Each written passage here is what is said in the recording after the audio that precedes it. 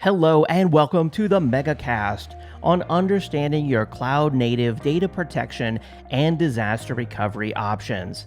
The Megacast is produced by Actual Tech Media, and on this event you'll hear from our experts from Druva, Palo Alto Networks, Clumio, Rubrik, Kasten by Veeam, and Zerto. Thank you so much for joining us on the Megacast. We've got an awesome event lined up for you.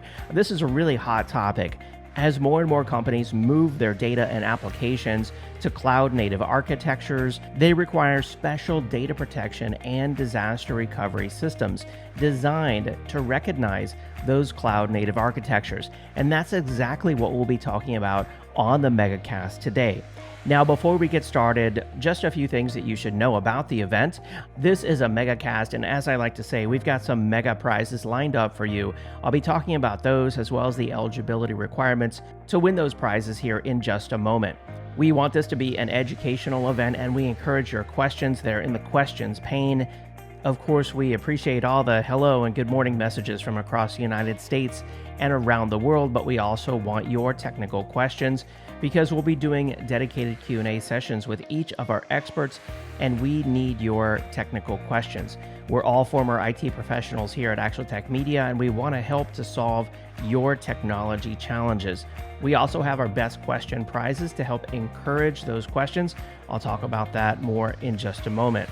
I'll also have some poll questions for you, and we appreciate your participation in those polls because we and our experts want to hear your feedback. We also want this to be a social event. You can tweet directly from your audience console using the Twitter icon, and the hashtag for today's event will be automatically appended. I also want to call your attention to a number of resources that are available for download there in your audience console. In the handouts tab, we've got ebooks, special links, solution briefs. Make sure that you check out those resources. The prizes on today's Megacast are 10 Oculus Quest 2 VR headsets. You can play some amazing games on these, and yes, we are giving out 10 of them, as well as 6 Amazon $500 gift cards. If I do my math right, that is $3,000 in additional Amazon gift cards. We'll be giving an Amazon gift card out after every presentation, and at least 1 or 2 Oculus Quest 2 VR headsets. And if that wasn't enough, we have our best question prizes as well. For 6 Amazon $50 gift cards, of course, you have to ask a question to be entered into those prize drawings. All prize winners must submit an IRS Form W-9 to Actual Tech Media. We'll reach out to prize winners via email after the event. You can find the link to the prize terms and conditions in the handouts tab. And of course, you must be present on the live event to be eligible for any of the prize drawings. All winners have the option to make a donation to selected charities. We have donated thousands of dollars to charities over the years, and of course, we would love to help you do that. We've done that in partnership with the Gorilla Guide Book Club. You can download free educational IT books over at gorilla.guide. There's a link to that there in the handouts tab, but it's really easy to type into your browser, gorilla.guide. You can stay up to date on enterprise technology solutions. We've got top industry experts that write these books, and they are all completely free, full-length books. So make sure that you download those. You can put them on your Kindle, iPad, whatever you like, and read them after the event. I also want to call your attention to the Refer a Friend link there in your handouts tab, and you'll be automatically redirected to that, by the way, after the event. This is where you can share Actual Tech Media's online events with your IT friends and coworkers. Simply enter their name and email address, and we'll invite them to an upcoming event. We promise not to spam them. We'll send them an invitation. If they don't respond, we'll try them one more time. And if we don't get a response, no worries. Hopefully you find these events valuable and educational and want to share them with your IT friends and coworkers. The hashtag for today over on Twitter is ATM Megacast. I'll be monitoring Twitter throughout the event, and we appreciate you sharing the goodness of the Actual Tech Media Megacast over on Twitter. You can follow Actual Tech Media on Twitter and me as well, David M. Davis. Subscribe to all the Actual Tech Media channels on YouTube, Facebook, and the 10 on Tech podcast in the iTunes store. And of course, we post all of our latest and greatest content on LinkedIn, so make sure that you follow us there. You'll find social icons there on the top right-hand side of your audience console. Now, before we get started with our first presentation, I want to talk for a moment about today's topic, cloud-native data protection and disaster recovery. If you compare it to protecting traditional applications and traditional data, what you'll find is that it's different. And you need data protection and disaster recovery solutions that recognize and embrace these differences in your new cloud-native applications. So how exactly is cloud-native data protection different? Well, you've got data and applications that span on-premises, the public cloud, and hybrid clouds. You have container orchestration systems like Kubernetes that need protecting and need recognizing by your data protection solution. You've got new constructs like containers that must be recognized and restored with integrity by your data protection tool. Everything's software defined, and you've got complex network overlays that may need to be taken into consideration. And then integrations into software as a service applications. Cloud native data is spread across multiple places, and they all need to be protected with application integrity. So take a moment and think about it. What does your disaster recovery plan look like today? Can it protect and restore, more importantly, your cloud native applications? Can it deal with your massively growing data set, with your data sprawl? Can it rapidly recover all of your applications and data in a mass restore event like you would have with a ransomware attack? On today's event, you'll hear from experts at the leading data protection and disaster recovery companies in the world today. And as you learn about their solutions, I encourage you to look for solutions that are going to provide the high performance backup and recovery that you're going to need now and in the future. Make sure that these data protection tools will be able to match the scale of your data as your data moves from on-premises and into the hybrid cloud. Make sure these solutions are easy to test so that you always have confidence that you can restore rapidly when needed and that you're in compliance with your industry's laws and regulations. Look for solutions that make data protection and disaster recovery easy. It doesn't have to be hard. And then, of course, ensure that whatever data protection tool you use will embrace your cloud-native applications and architectures. And don't forget about solid support.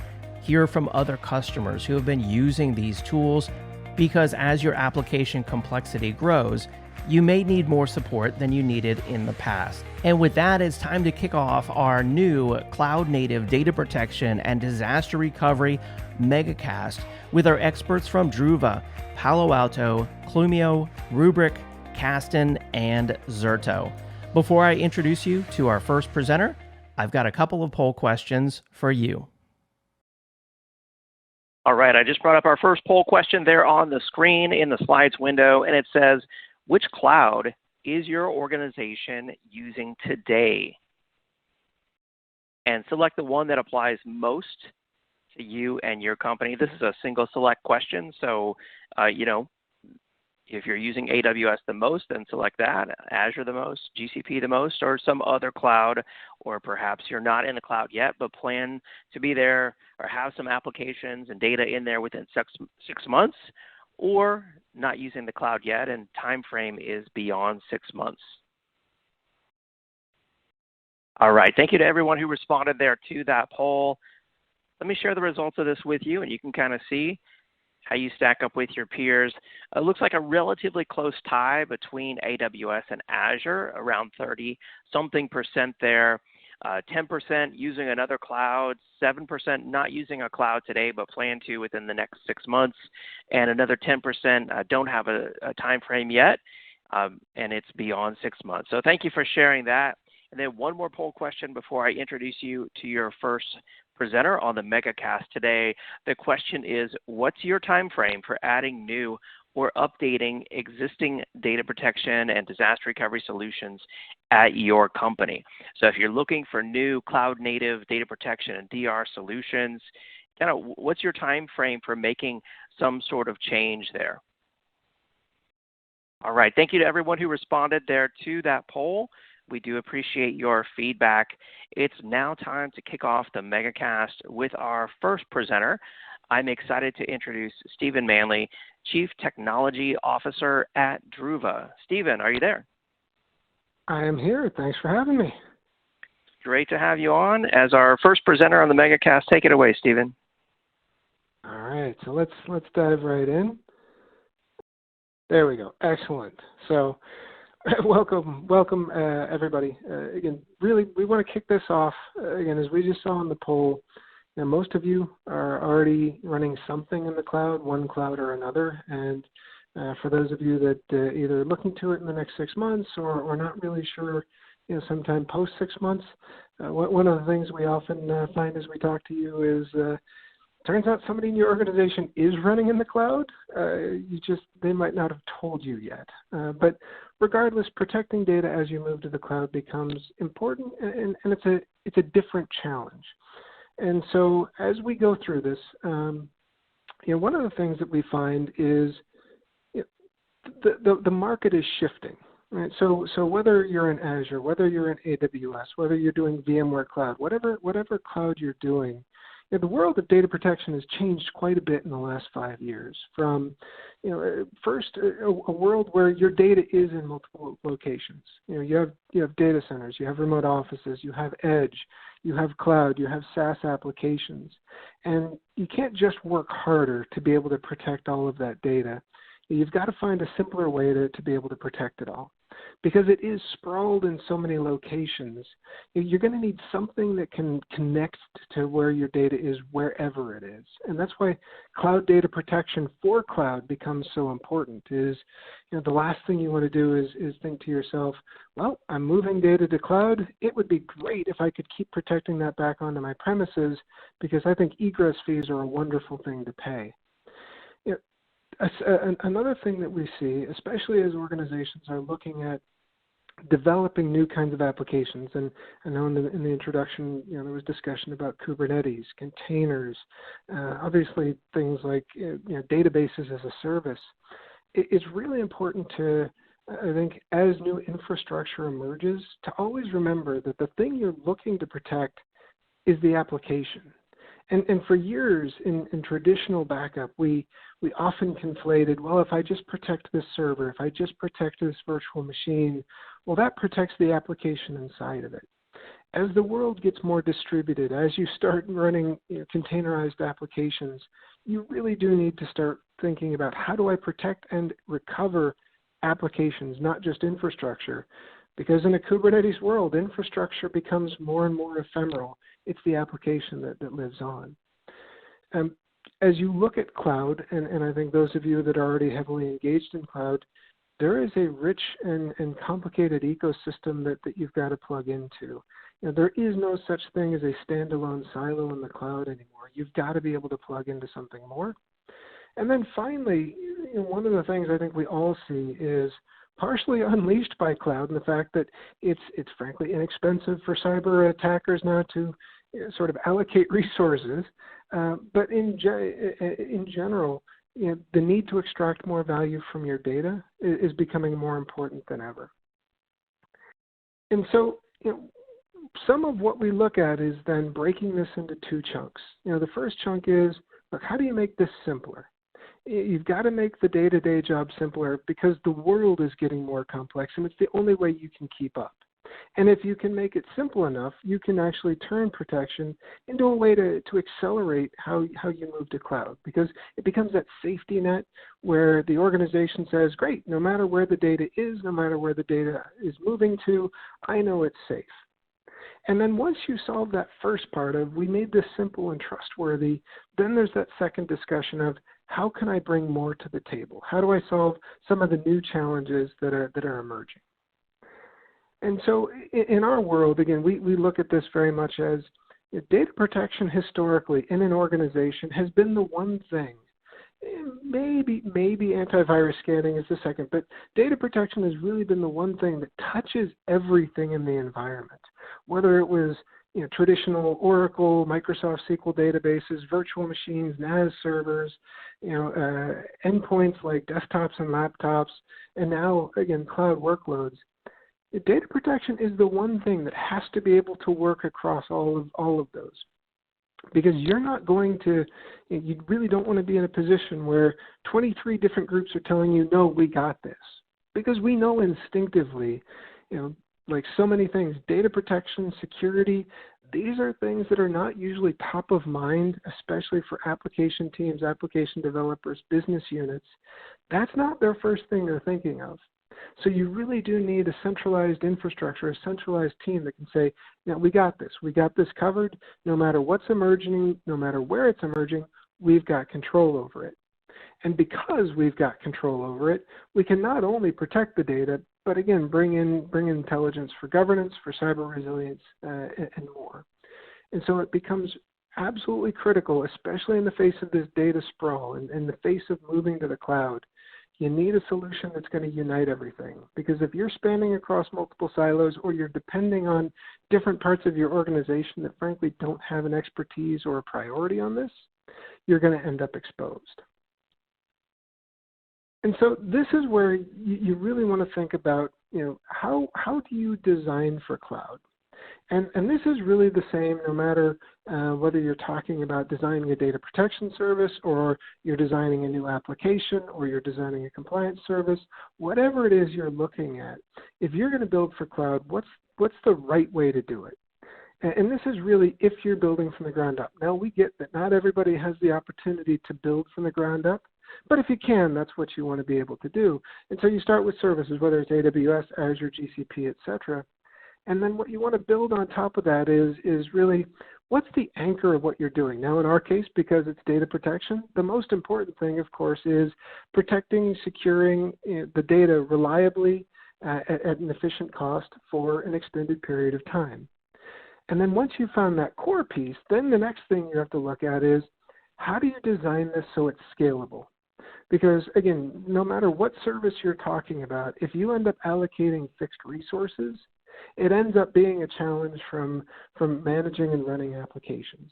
So you're going to want something that is flexible and dynamic, and of course with a zero trust security mindset built in, so that obviously it can't be exposed. And then finally, of course, like we said, there is a modern ecosystem you've got to be able to plug into. So it's got to be API driven. It's got to be simple to be able to integrate into the world around it. So no matter what you're looking at, whether it's data protection or it's building a new web application, this is how you would design from the ground up to be able to actually leverage the value of cloud.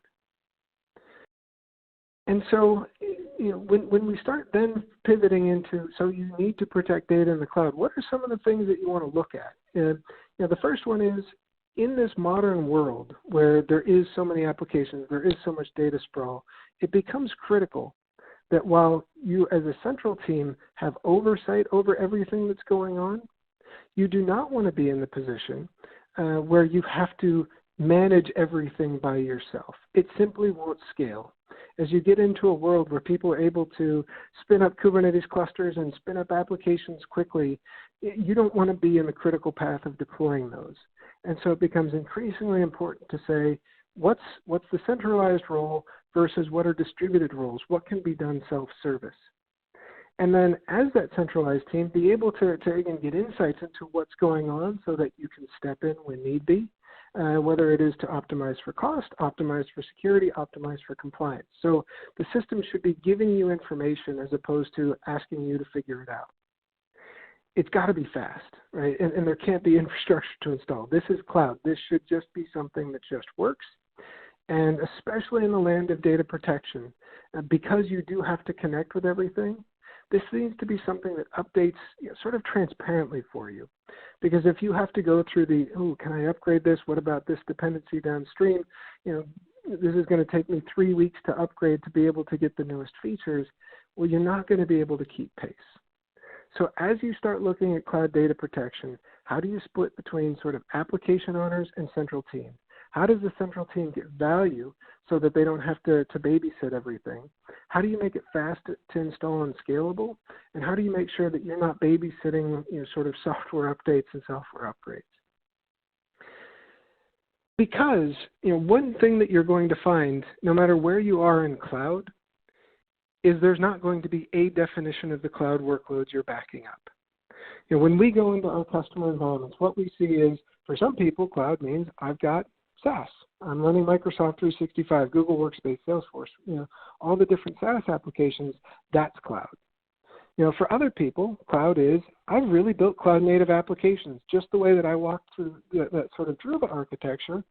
They've got applications that are built from the ground up on Kubernetes or container services or using database as a service or serverless functionality. They've bought into cloud completely and have dynamic, flexible applications. But in that same environment, you will have users that are lifting and shifting applications from on-premises to the cloud. So there's not going to be a one-size-fits-all. And you add on top of that the cloud itself has to be protected. As we were talking about, there's complicated network settings, security settings, groups, gateways, the whole thing. So there's the application, but there's the environment. And so it's really critical as you start thinking about what multi-cloud backup means. It means SaaS, it means cloud native, it means lift and shift, it means across different clouds, and it means the cloud environment itself. You need to be able to protect all of those because missing any of those leaves you exposed and leaves your company exposed. And so a good example here, someone like a Suez, they were absolutely moving into we want to move towards the cloud. And what they found is as they moved to the cloud, backup was really the long pole in the movement because they found that, well, do I install a second backup application in the cloud? Do I just try to script things in the cloud? Things got chaotic, out of hand, and was really slowing down their move to the cloud. And so by shifting to saying, well, the protection is always in the cloud, whether the data is on premises today or in the cloud today or shifting between them, if I have that one central anchor where I know that I am protected, no matter where the data is moving to, then I don't have to worry. I've got a common policy base, a common infrastructure, a common way of running everything. And again, this is where that data protection, it's not just, hey, I'm keeping it safe, but I'm keeping you so safe that you can actually move with more speed and shift to the cloud faster. And so that unified experience becomes absolutely critical. The moment you start creating data protection silos is the moment that you start to become a bigger bottleneck for your organization moving to cloud. Now, like we said, you've got to make shifting to cloud simpler. That is a key aspect of everything that's going on. But then, the reality is the requirements are extending. So ransomware protection and recovery, ransomware doesn't just hit data centers or remote offices. Ransomware hits environments running in public cloud, whether it's cloud native or lift and shift. Ransomware is affecting SaaS applications. You've got to be able to protect yourself from a ransomware attack no matter where the data lives. Compliance regulations apply just as much to data and applications running in cloud as they did on the data center. Understanding where your storage and your compute and your investments are going in the cloud is just as important, if not more so, given the dynamic costs and sometimes the surprise bills you get. And as we were talking at the beginning, disaster recovery becomes more and more critical because you're running these business critical applications in the cloud, the things that are customer facing. It becomes more and more important to be able to say, can I keep these workloads running? And one of the benefits to cloud is because things are more encapsulated, you actually have the chance of delivering a better disaster recovery solution in cloud than you were ever able to do on premises. So just starting with that disaster recovery piece, because it is so important. There are some people who look and say, I want to use cloud as my disaster recovery target. I don't have to pay for a standby infrastructure. I simply allocate resources on demand in cloud when I need to run the disaster recovery. And that's absolutely a great option. It's a good way to even start to sort of get your feet wet in the cloud if you're one of the people that are going in 6 months or beyond 6 months.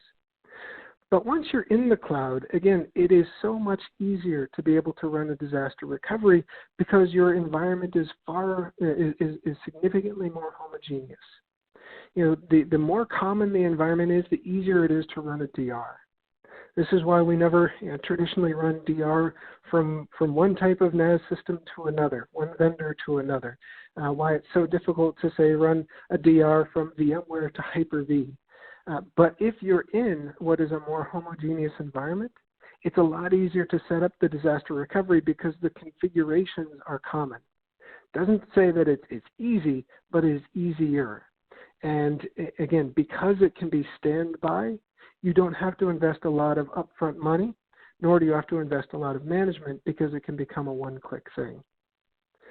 And what we find is as you look at disaster recovery in the cloud, about 40 to 50% of the disaster recovery events we help people with now are in response to ransomware attacks.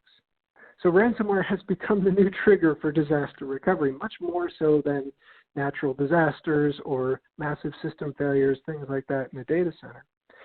And so as you start looking at how do you protect from ransomware, because again, ransomware will hit you just as hard in the cloud as it does on your data center. Step one is always make sure the data is safe. Because it doesn't matter how fast or how tricky or how amazing the thing you can do, if that data isn't recoverable, if you don't have it securely held, you're not going to be able to recover from the ransomware attack. So it's really important to say, my ransomware protection, again, built in from the ground up. There is no separate thing to configure that someone could make a mistake on. There's no window where something could slide in. You want immutable backups that are off-site in a separate account and managed separately so that you know that the data is safe. And then once you're confident that your data is safe, then you want to start thinking about, I could do better at recovering. I could look at orchestration, disaster recovery, leveraging the cloud, intelligence in the cloud, using analytics to identify the ransomware earlier, being able to search for what's affected so that you can make a response more quickly.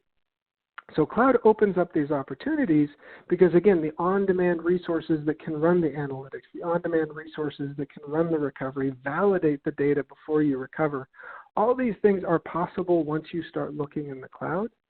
But again, step one is always make sure the data is safe. Because if it's not safe, the rest of it doesn't matter. And for it to be safe, it should be as automatic as possible. As we all know from disaster recovery, for as long as you know, the moment humans start to intervene, that's when mistakes happen. So the more automatic, the more automated that you can make this, the better off you are. And this, again, a good example is a company called Vertrax, who, again, was hit by a ransomware attack. And because they had multiple consoles, because they had data sprawl, they had multiple consoles, it was incredibly difficult for them to recover from ransomware. They shifted to, again, more of a centralized solution with us, which made it easier to figure out what data to restore, faster to restore the data because they were able to leverage the scalability of the cloud, and reduced costs because there were no standby resources. And so it enables them with that built-in security, the centralized management, to just make things easier. Because again, when the ransomware attack happens, and it will happen, the more it's just a single button to click, the more that you can automate, the better off you are. Let the people focus on assessing the damage and the impact. Let the systems take care of protecting and recovering the data, the systems, the applications. And that really takes us to the last part. Again, as you start looking at cloud, one of the most important things, again, is transparency in terms of what you're paying for. So be sure, we've all seen the surprise cloud bills with crazy egress fees or puts and gets fees. You really want something that's going to be simple, predictable, and transparent. A single price so that you know what you're paying and when you're paying it. And so it's absolutely critical that as you start looking at protecting data in the cloud, that you're able to manage the costs. Because there's nothing that's going to slow the cloud down more in your cloud journey than a bill that you were not expecting. And so this is why, again, as we work with customers, in different stages of their cloud journey, from, well, we're still on premises, but we want to try maybe disaster recovery in the cloud, to, well, we're on premises with a lot of remote offices and we're worried about ransomware. We'd love a centralized ransomware protection solution. to we're starting to, like Suez, move some workloads to the cloud. We want a common solution that makes it easy for us to move with a centralized protection approach, to we're cloud native and we've got a lot of workloads running and we want to be able to protect those and keep them available with disaster recovery. Wherever you are on that continuum, Druva can help you get started, and we can also help you as you go from phase 1 to phase 2 to phase 3 all the way to phase 5 of your journey in the cloud and whatever is beyond. And so, this is the reason, pat ourselves on the back. Obviously, one of the things we tell a lot of customers is Gartner has shifted the Magic Quadrant from being a data center backup and recovery to an enterprise backup and recovery for the same reason that everyone's on this call. The data isn't just in the data center anymore. And so it's important to look across the environment, to build a solution that can span across the environment, because new workloads are coming and they're just as important, if not more important, to protect than everything we've been protecting in the past. And so you're going to want a data protection for that world. And like we said, first, make it simple. Make it simple to protect your data no matter where it is. Second, by connecting to the data wherever it is, it makes it easier to move because you have the safety net. And once you've got that protection data in place, start to focus on how can you optimize for the new regulations that are coming, and of course the new cyber attacks that continue to emerge on a daily basis. With a solution that ties all of these together, you're going to be able to move to cloud faster, move to cloud more reliably, and focus on adding more value to your business. And we encourage you, again, 15 minutes or less, try it out. It doesn't. There's no hardware to install. See what it costs, and give us a call and see if we can put some beef behind the bull that I just shared with you. And with that, I'll open to Q&A.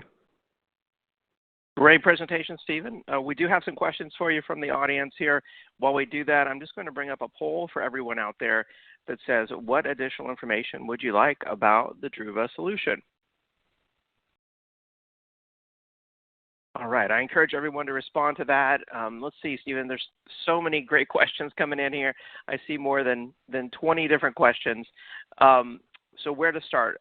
One of the questions that you might be able to take first is, can Druva protect the Microsoft suite of products in the cloud? Absolutely. So ranging from obviously things like Microsoft 365, Exchange Online, OneDrive, Teams, SharePoint Online, so all of those components of the SaaS application, we absolutely can protect those. On top of that, we have customers that, again, if you're running workloads in Azure, whether it's you're running SQL or, again, you've lifted and shifted some applications to run inside of Azure, we absolutely can protect those as well. So if you are an Azure customer or a Microsoft 365 customer or both, we absolutely have customers, and we'd love to walk you through how we can help you protect your data wherever it is. Excellent. There's another question here. Does Druva support immutable snapshots or immutable backup? Yeah, absolutely. So basically, there's multiple levels here in terms of protection, and I won't go too deep in this. But the first thing is, when you take a backup, the most important thing, again, from an immutability perspective, is it should not be able to be modified. And so Druva backups, when they are put into the cloud, the way we store them, they cannot be modified. So the data you put in is the data you get out. Now, on top of that, of course, you also want to make sure that the backups can't be deleted. And so Druva also then makes sure that, again, no rogue process can come in and delete your backups because everything goes through Druva. And if you had a rogue internal process that tried to call Druva and say, well, please delete all my backups for me, we will also put a hold on those to make sure we get full validation from the customer.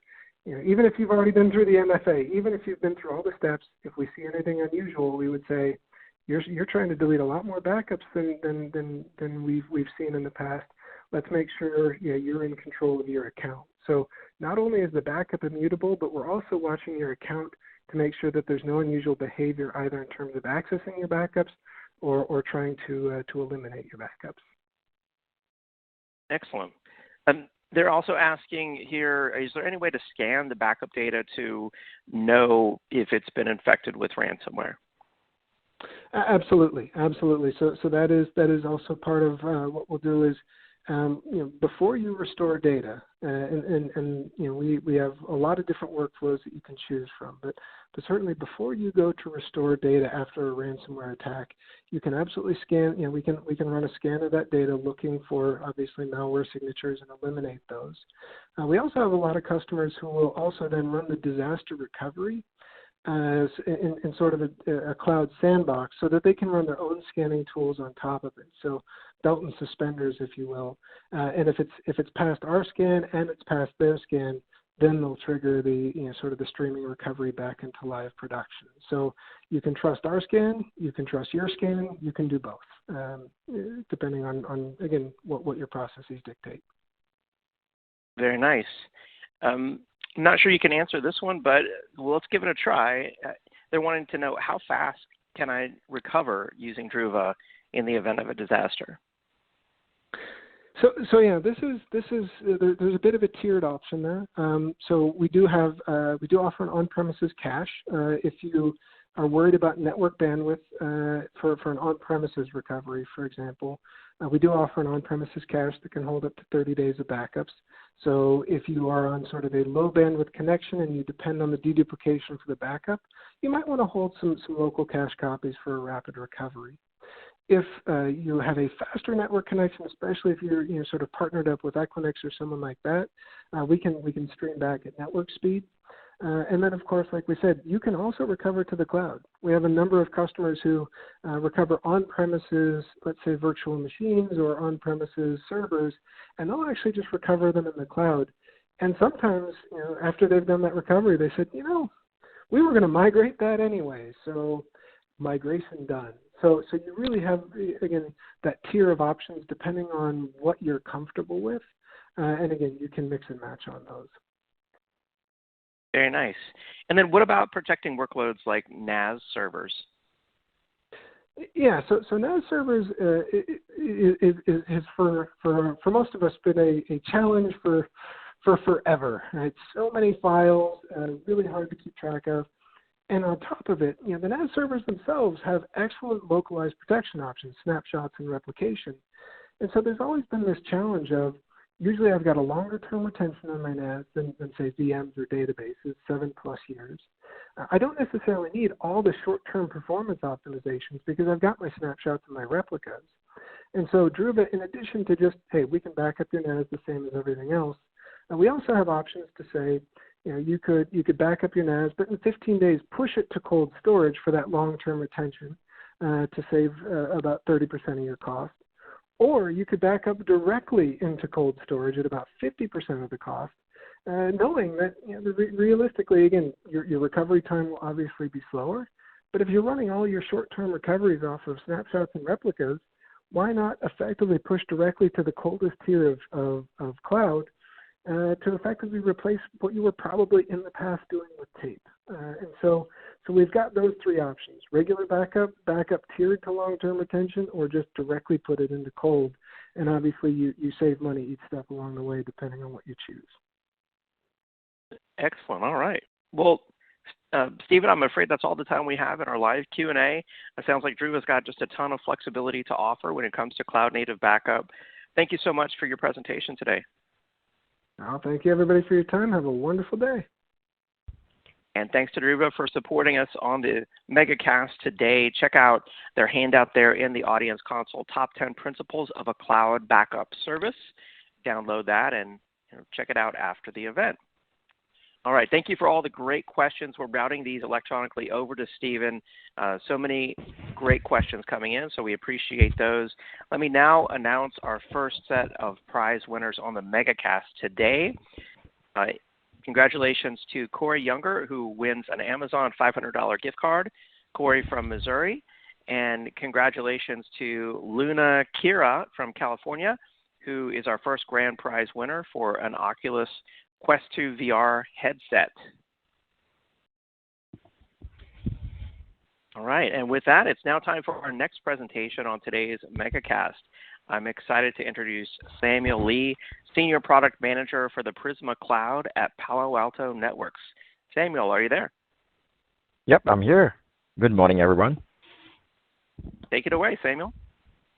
All right. Hi, everybody. This is Samuel Lee, Senior Product Manager for PrismaCloud Data Security. So I'm really excited today to talk to you guys more about data security. All right. And I would love to usually start my slides sharing a little bit about what's happening out there before I dive into my product itself. So first up, um, you know, some of you may have heard of many data breaches, but one thing that many people didn't notice about the trend is that there has been more data stolen in January 2021 than all of 2017. So if you pause and think for a while, what this means is just earlier this year, in 1 month, there are more data stolen across the whole of 2017. The amount of data that's been stored in the cloud is accelerating. So is the number of breaches that's also happening, right? And up to now, there have been 27 data breaches happening, but these are just the disclosed ones. What about the undisclosed data breaches? Think about it. So today I'm here to talk to you about some of these breaches and what we can do to prevent them from happening. One question many of you may be thinking at the back of your mind is, all right, data breach, how does it affect us? How much does it really cost us, right? Should we think about investing in anything like, to prevent data breaches? While we know what is the, reputational risk involved, many of us are still pondering how much would it cost us if a data breach actually happens. So for those who may not be aware of, a quick study has been done, and they found that this really varies. For large companies like Desjardins and Marriott or British Airways, it could range from 50 over million to 100 million, and that is a lot of money. But as you can see, these are what we call the big boys, right? Large companies with a lot of data, probably in the cloud, and that's why when such things happen, it costs so much money. But what about most other companies?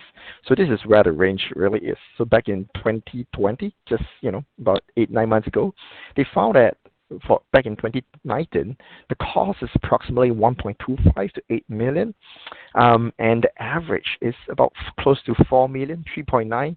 Obviously, for 2020 and 2021, we know that number is going to go north of where there are more and more data. It's going to cost more, possibly exponentially, right? So then this brings me to the topic on data breach. How do we prevent that? I think we first need to understand what are the elements of a data breach and what I call the term MMC triangle. MMC simply stands for the motivation, means, and content. What is the motivation of the people who try to breach your data? Are they trying to get a ransom, perhaps through ransomware, which was shared earlier? Or are they trying to sell your data? Probably steal the data from you, ask for ransom, and then sell data. Or is it about bragging? It could be any one of these three or possibly more. So the motivation, we can take it as a given. It's going to happen, right? So, and the next thing I'm going to talk about is the means. Many people have often talked about the content. What they have not really noticed is about the means. How do people get access to your data? That is just as important. And here's why. All you need is one malware, which could be the gap that helps a hacker get into your data, right? Or it could be data that you could be putting in a private bucket, but the object itself, at the object layer, your object could be publicly exposed.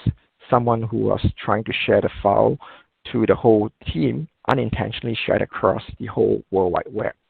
Right, this is the means. And then finally, we talk about the content. What kind of sensitive information do you have? Is it PII or intellectual property? Or is it just some pancake recipe, right? You want to know how important, how critical is this data? And with these three different vectors coming together, that forms what we call as the MMC triangle. It gives you a perspective on how you should protect yourself and how you should consider what kind of data you have that you put into the cloud and how you should protect them, all right?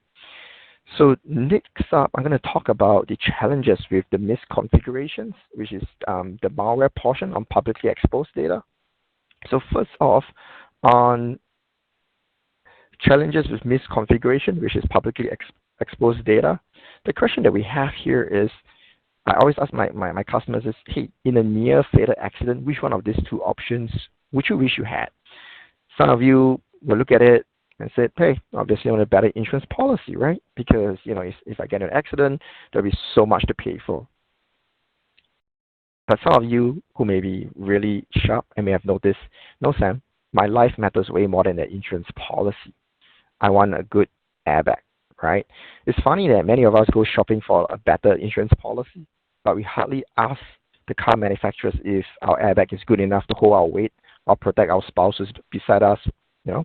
So these are interesting topics you should think about. But why am I talking about this too? Because what I'm trying to share here is you want both. You want both the ability to protect yourself with insurance policy as well as an airbag. Similarly, when you do exposure scanning, public exposure scanning for your data, you want to be able to detect the bucket itself, whether is it publicly exposed, and if there are objects that is hidden in those buckets. So in this example, I'm trying to share with you where I have a bucket, which is actually a private bucket, but it contains a public object. And yes, it is possible. So do take note, when you select a solution in future, always ask for object level exposure scanning, because that is the airbag that you want, not just the insurance policy. All right? The next thing I'd like to share about is about the challenges with malware and what is the trend that has been seen in the last few years, and ways that people could actually leverage on malware to access your data. So the trend has shown that over the last few years, malware has always consistently been part of the action to granting access to the hackers, right? That's one thing. But what's really worrying is because as we put more and more data in the cloud, as you can see, the trend is climbing upwards. Misconfiguration, misdelivery have been happening. How do we then defend ourselves? Number one, you need to have exposure scanning on an object level to detect some of this misconfiguration. And second, you need to make sure you have malware scanning. Don't just focus on data classification, but also ask yourself, how can we prevent those sensitive data from getting out? This is where malware scanning is extremely crucial to pick out things like the ransomware, the Trojans, and all. All right? Next up, then the question here is, all right, we spoke about malware, right? You know, how important or how useful is the malware for our hackers? How do they then leverage it? Many times, you know, they have seen at the beginning, a lot of these actions happen with hacking or social hacking, you know, getting people's credentials. But they also have noticed that it happens with error and malware.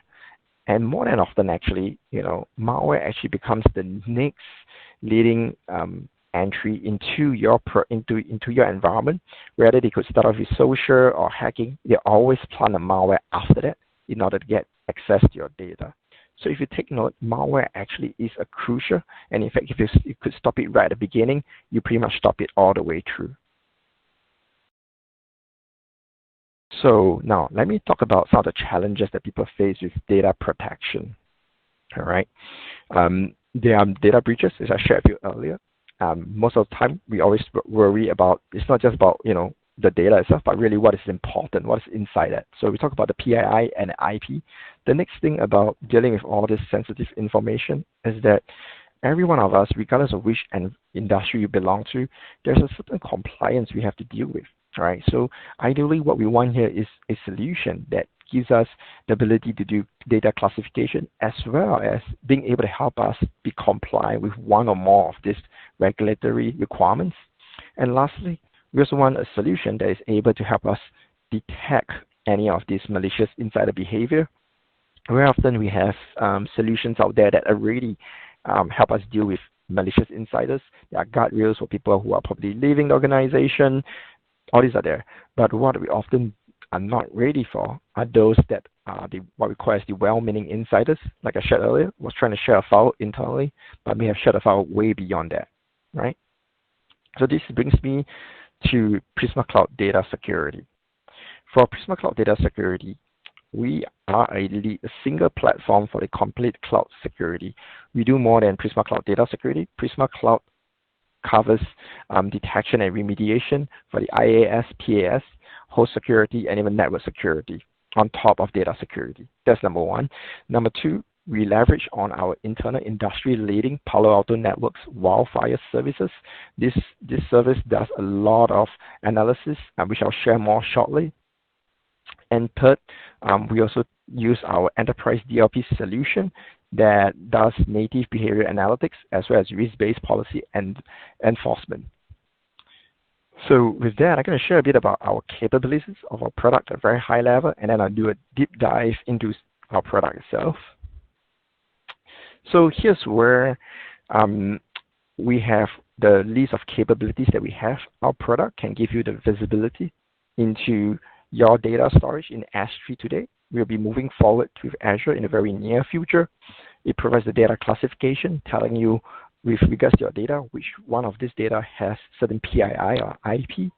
Thirdly, we can help you detect if any of the data, while it may also contain PII, could there be a malware lurking in one of these S3 buckets. Lastly, we help you stay compliant and provide you governance with regards to your S3 buckets.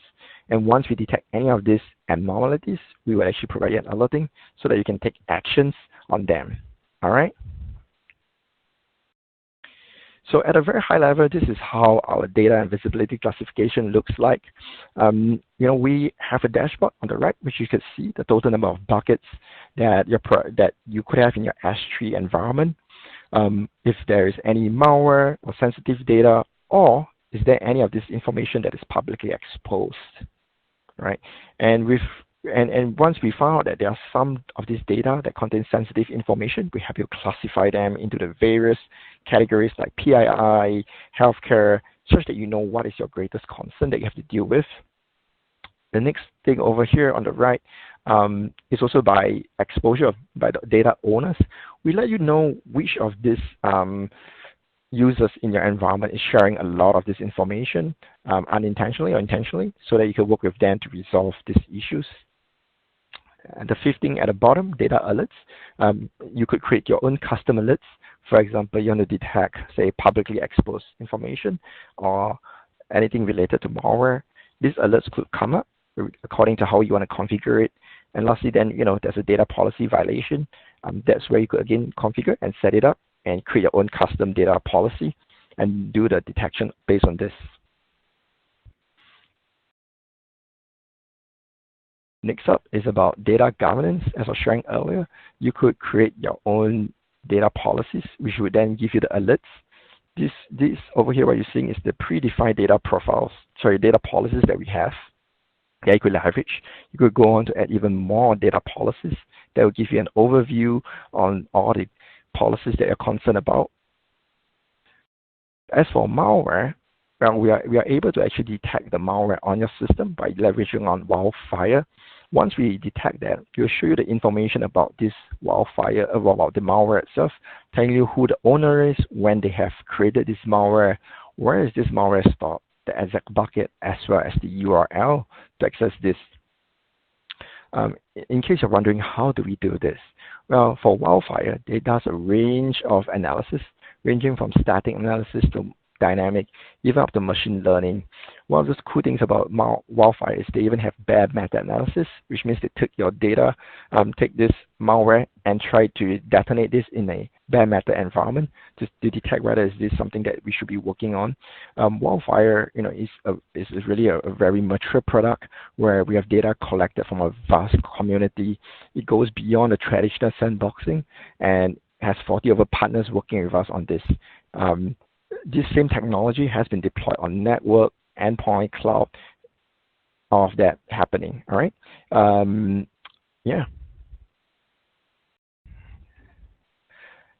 And next up, here's about the alerts and notification. Once you've created those data policies, once we detect any of these alerts, all these alerts will be shown on our dashboard itself, where you could come in and take a look at them and resolve them. All right, you can use this to forward the alerts to your AWS SQS, Splunk, or webhooks for other teams to do their remediation. For some of you who might be wondering, hey Sam, is it possible for me to create my own custom data profile and pattern? The answer is yes, it's possible to do so. You can actually create your own data profile and pattern. By doing so, you can actually identify data patterns that you're interested in. So what I'm showing here over the screen is something you could do. Think of the profile as a folder and a pattern as the string that you're trying to detect. So for the folder itself, which is what we call a data profile, once you create that, you can even go in and search from the predefined 700 over predefined data patterns. In this case, for example, I'm trying to search for PII information related to the US employees. All I need to do is type US, and everything is related to US would appear, and I can select them. Okay. Next up, I'm going to share a little bit about a feature that I really, really love and love to talk about. One of the reasons why, because this has helped me tremendously in my career, and I think that this will be something that you will definitely benefit from. So one of those things that I noticed as a DLP practitioner in the past is whenever I found a sensitive information and I need to deal with it, I can't delete it, right? I can't change it. And you can feel really powerless and helpless in such an environment. Reason because the responsibility lies on us, yet we don't have the power to change it, or rather the control to change it. So one of those things that really helped me in the past was, or rather I noticed in the past is whenever I send an email to one of those senior VPs in my environment, it's like, hey, we noticed there's such information, can you please, resolve it? And I usually get two typical responses. The first is they ignore me because they don't deal with it. Or second, they could, be aggressive and say like, nope, I disagree. I've never seen it before. I don't think it's real, right? But after I look back in my career and I think about it, like, why do people behave in this manner? I realize it's because there's a gap. There's a gap between my understanding and the person's understanding. I know that there's sensitive data, and I trust the product, but for that person who may have created a sensitive data, may not be aware on how critical or how potentially dangerous this is for them to share. But with snippets, which is what I'm sharing with you right now, they will be able to understand that. So in my context, there was once I sent an email to an SVP. He ignored me on the first time. On the second time, I shared with him the snippets, showing him a partially masked snippet, meaning the last 4 digits were being shown. And I actually got a response. And in his response, he wrote, "Come to my office at 11:30 tomorrow." When I got into his room, I thought, oh dear, there we go again. He actually sat down and asked me, how did you get this information? How do you know it was there? Suddenly he became interested in our product. And from there, I realized, wow, you mean all you need was a snippet to actually pay attention? This snippet actually helped me a lot. And I from then on, this SVP actually became one of my, I would call him as a champion, a user champion for cybersecurity. Any initiative from then on, whenever I need to launch something, I reach out to him and say, hey, let me talk to you about this. Would you be interested to be my user champion? He would actually be my advocate and go there and share more about my initiative, explaining to our internal users why this product or this thing, the initiative we are rolling out is so important. And having someone speaking on behalf of cybersecurity is amazing, right? So this, again, is the snippets. It gives you the visibility into the sensitive data. And one thing to notice is we don't just show you that mask 8 asterisks, but we also show you the context around it to give you a sense on where this sensitive data could be found. So let me just share with you our DLP service capabilities. One of those things that I would like to share with you about here is what it could do. Our PrismaCloud data security leverage, as I mentioned earlier, on the enterprise DLP service, and we scan your AWS S3. You could use the console or the API approach. We have more than 750 predefined patterns. We combine ML, regex, put them all together to do this analysis. We do proximity analysis, which means if we detect certain keywords before and after the string that you're looking for, it will increase the confidence level of that search item, and then from there help you identify things that I would say as true positive. So in the end, it helps you reduce the number of false positives, giving you more signals than noise itself. We also leverage on weighted regex as well. So at this point, this is where I'm going to share with you my screen to give a very quick demo on how this product looks like. So one of those things that we have created for our product very recently, I share with you those dashboard information. What I'm going to go through with you is actually one of the settings. And I think it's very important to share more about that. And here's why. Many customers have said that, hey, Sam, I'd like to use your product, but one thing I do not know is how much will it cost to use your product? How big is my bucket? One thing that we've done on this product is we're able to let you select the buckets that you want to scan very easily.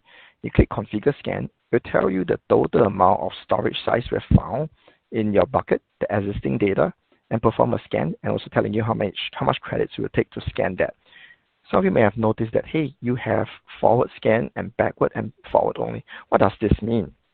Well, very simple. If you have 100 terabytes worth of data, right? And hypothetically say we can only scan 1 terabyte of data.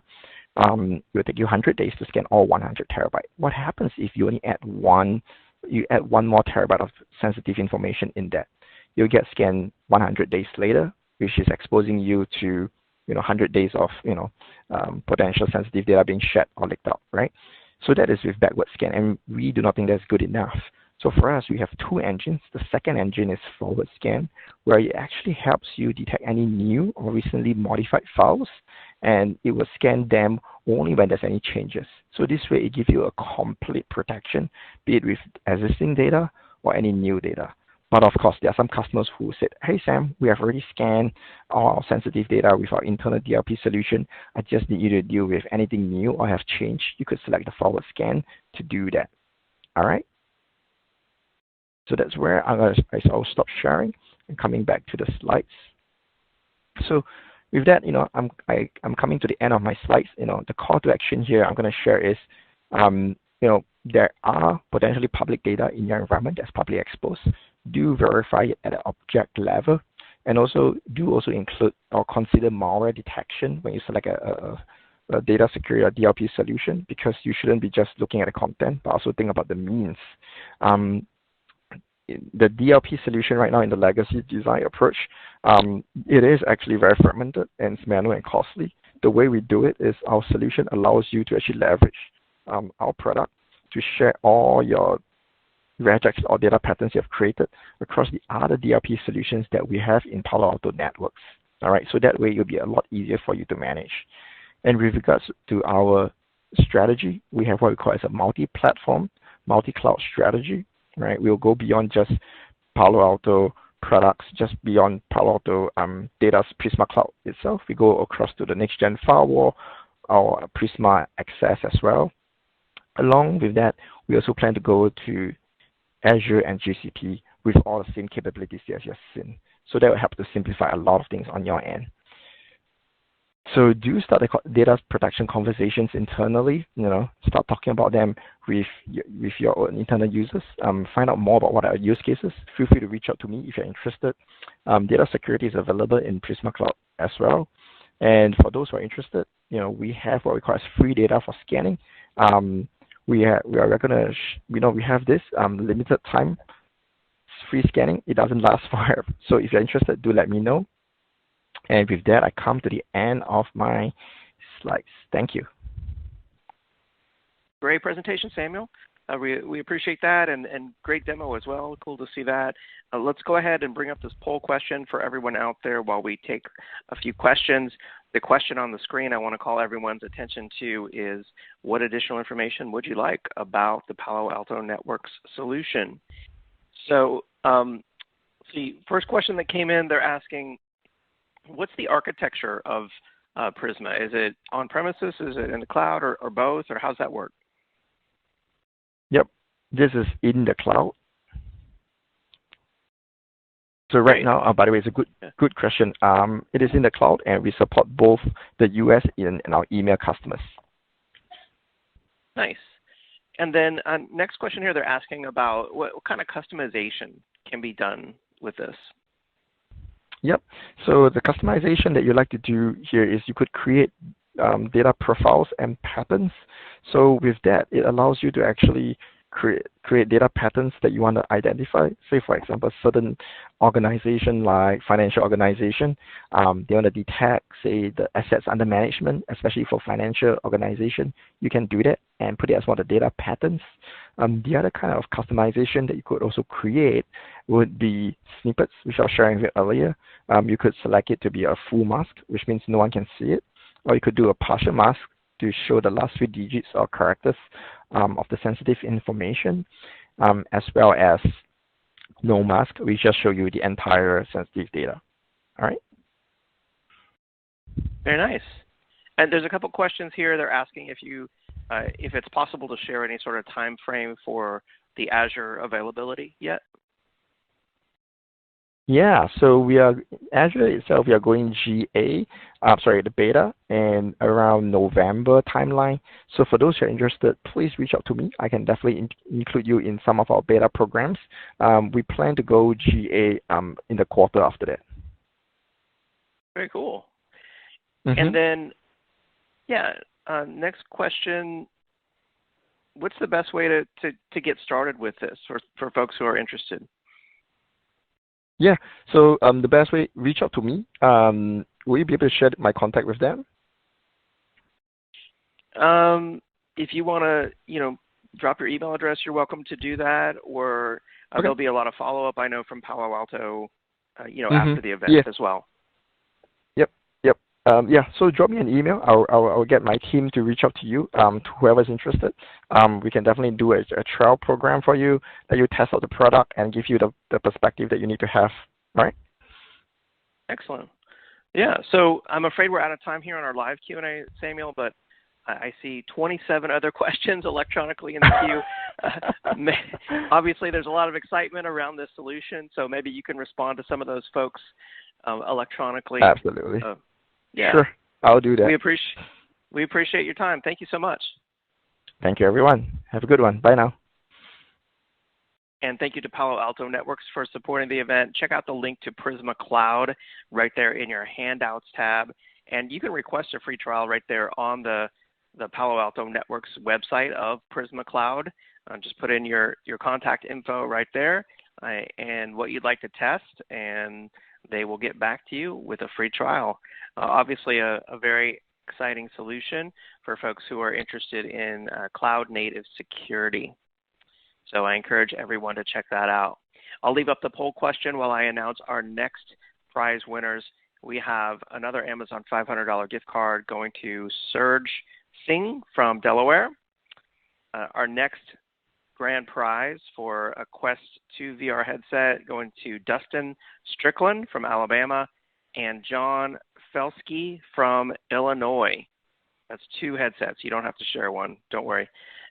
So a lot of prize winners already and more to come. Make sure you stay tuned for those. And, of course, more awesome presentations around cloud-native data protection. And speaking of that, it's time now for our next presentation on the Megacast. I'm excited now to bring in Mr. Charles Goforth, Cloud Systems Engineer at Clumio. Charles, take it away. Hello, everyone. Thanks for tuning in, and welcome to today's Clumio session with Actual Tech Media. My name is Charles Goforth. I'm one of the founding Cloud SEs at Clumio. I'll share insight for protecting your native cloud workloads, especially in the era of ransomware. By now, you've recognized the public cloud gives organizations a platform to build dynamic systems of engagement. And it is incredible. There's tremendous on-demand innovation that's offered by the public cloud. However, in the realm of ransomware and attacks as a service, we face unprecedented challenges because bad dudes are out there working really hard to discover exploits. Oftentimes, these same exploits that occur with rapid innovation. This is a real predicament, and until Clumio, most cloud consumers relied upon snapshots or even software-defined solutions that were designed for on-prem workloads. Unfortunately, in modern attacks, these solutions are really easy to defeat. To put it another way, you just can't rely upon built-in AWS backups to meet the needs demanded to recover from ransomware. You see, AWS backups are snapshots, and these snapshots are very limited in recoverability and scalability. Bluntly, cloud backup is broken, and here's why. When it comes to ransomware attacks, the roles that create snapshots are targeted, so the retention is easily compromised. We've worked with clients that recognize this threat. They started to replicate snapshots to other accounts, other regions, but the complexity became overwhelming, and to be quite honest, the effectiveness was minimal. In essence, copying a snapshot to another account, it added cost, but it left a trail that bad dudes could follow in order to compromise the snapshots at the source and the replica. Data protection insights are so limited in AWS, it's nearly impossible to know if you're overprotecting or underprotecting, especially when you consider protection across services and accounts. Take this example. Let's say there's a tag called production, and you want to know how much do you spend to protect services that use the production tag. You really can't tell because all snapshot costs are aggregated together in a single line item on your AWS bill. Now, recovery is very critical, but it's broken in native AWS tools. This is when you really need your backups to work efficiently, but restore speeds are slow, they're inconsistent, the processes are complicated. Think about when you have a platform as a service where you need to revision the snapshot to the current PaaS version just to start reading data. That can take days. File level restores, they represent over 50% of the restores of the customers at Clumio. This isn't even an available option in AWS backups. And actually, there's a really complicated process that you have to go through just to extract files. Now, AWS backups costs, they're high. They often represent 20% of your EBS bill. With lack of insights, you're really unable to distill information where you are spending the most amount of money for protecting and whether or not that's a good use of your investment. Now, Clumio solves all these shortcomings of AWS backup. Culturally, we are a SaaS service built to protect public cloud data. Now, as a SaaS, our customers never manage the software. They never have to patch or update or find storage resources for the backups. We provide everything in our platform. This is an advantage that an authentic SaaS solution brings because all that you need is built into the service itself. We were designed for the cloud world, and because of this, our security, scalability, it's all optimized for cloud workloads. Our cloud-centric architecture reduces costs over AWS backups, all while providing better insight and recovery experiences. Look, our vision is to provide an optimized central data protection platform for all native cloud workloads. We're the ultimate recovery solution for cloud. Think about this. If your current data protection solution depends upon your environment's health to be able to restore your data, what is it truly protecting you from? Clumio decouples the data protection roles from your account to ensure that you can restore your data even if you're experiencing a critical disruption. Now, data protection must keep pace with cloud innovation, and it must be seamless as you adopt new services. At Clumio, we leverage the latest AWS APIs for continuous enhancement. Check out, from the past 2 years, the accomplishments that we've made. We brought the first air-gap backup service to AWS. Clumio provides a data protection experience that's vastly better than AWS backup. We give visibility so that you have a true understanding about what's being protected and what the costs are associated with that. Stats like snapshot consumption, down to the tag. We give better security with our air gap. It decouples data protection from your platform, ensuring recoverability regardless of the health of your AWS account. Our solution improves restore times, giving you access to very prescriptive data calls without the need to rehydrate entire instances or rebuild platform as a service versions.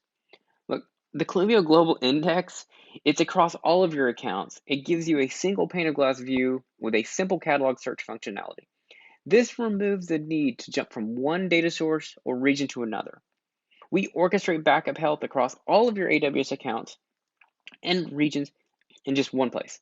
All of this without requiring persistent compute and cost in your account. Now that last statement, it's a huge differentiator, so I'm going to repeat it. We do not require you to host persistent compute for backup processes like index or scheduling. This transformational design comes with many benefits, but you're not wasting CPU cycles on your cloud workloads to run backup jobs. And that's awesome. Our flagship service offering is Clumio Protect. It's built to optimize the potential of cloud. Clumio Protect gives key point-in-time recovery, decouples recoverability from your AWS account, and creates a secured air gap for the backup data, ensuring bad actors cannot compromise it. There are services built to drive value into Protect, namely our Discover service. It was built in the model to provide customers visibility previously unavailable to AWS. With Discover, it's an optimization engine that gives insights that are actionable. You can identify things like orphan snapshots or provide a list of remediate snapshots that have exceeded their desired retention period. Just to name a couple. There's a lot of really cool stuff that you can figure out with the Clumio Discover that shares about what's going on in your environment. Now, Clumio Availability Service, this provides your first steps towards DR for cloud because backups don't have to be prone to regional outages. What I mean by this is that for a very long time, backups were in the same region as your applications. Clumio's ability to deduplicate and compress data at the source allows us to efficiently transfer data using AWS's border network. The public cloud requires us to rethink how you solve for data protection. You want to reduce the roles so that you reduce the risk. And your time is really important. Your to-do list isn't getting any easier. By consuming Clumio SaaS, you solve for ransomware, compliance, and you've even reduced the cost of your backups across your cloud ecosystem. Clumio gets you out of the snapshot script management game that just didn't scale. It only takes 15 minutes for Clumio to solve your risk against ransomware. It's truly transformative. Now I get it. If you're still unclear about the challenges of native AWS backups and how it relates to today's threats with ransomware, let me walk you through AWS backup and what it offers. See, your AWS backups live in the same account and same region as your production applications. And you may have recognized this risk. So what did you do? You copied your AWS snapshots to another account in another region. But by doing so, you also doubled your snapshot footprint. You've added transfer fees for the replication, and the IAM roles that are used, they're persisted to your environment. So there's a trail to finding backups, and it's easy to follow, easy for those bad dudes to compromise. Now, add in that AWS backups are very limited in a restore function due to a lack of an index, lack of a catalog. The verdict is clear. AWS backups don't meet the needs of today's modern data protection. Now you can see the risk profile here. There's kind of a good, I have AWS snapshots, better, I replicated them, and then best. With Clumio, each customer gets a dedicated platform where we separate the backup from the customer source accounts. We aren't dependent upon persistent roles to read and write the data. As a matter of fact, the restore role has never presented inside of a customer's AWS account. This is slick. This saves you. This is what a true immutable copy of your data means. We've completed a ton of compliance certifications, and this aligns to the inherited security you get with Clumio. Our customers adopt Clumio because they know they're subscribing to a more secure recovery solution than what they could build themselves. With features like bring your own keys, we support KMS envelope keys, multi-factor authentication, single sign-on, entity, role-based access, and of course, true immutable storage for backups. This is immutable storage that's provided to you by the platform, not something that you have to configure yourself. Still unsure that AWS backups aren't up to the task to protect your workloads from ransomware? Hey, that's cool. Look, here's a side-by-side comparison of Clumio and AWS backup.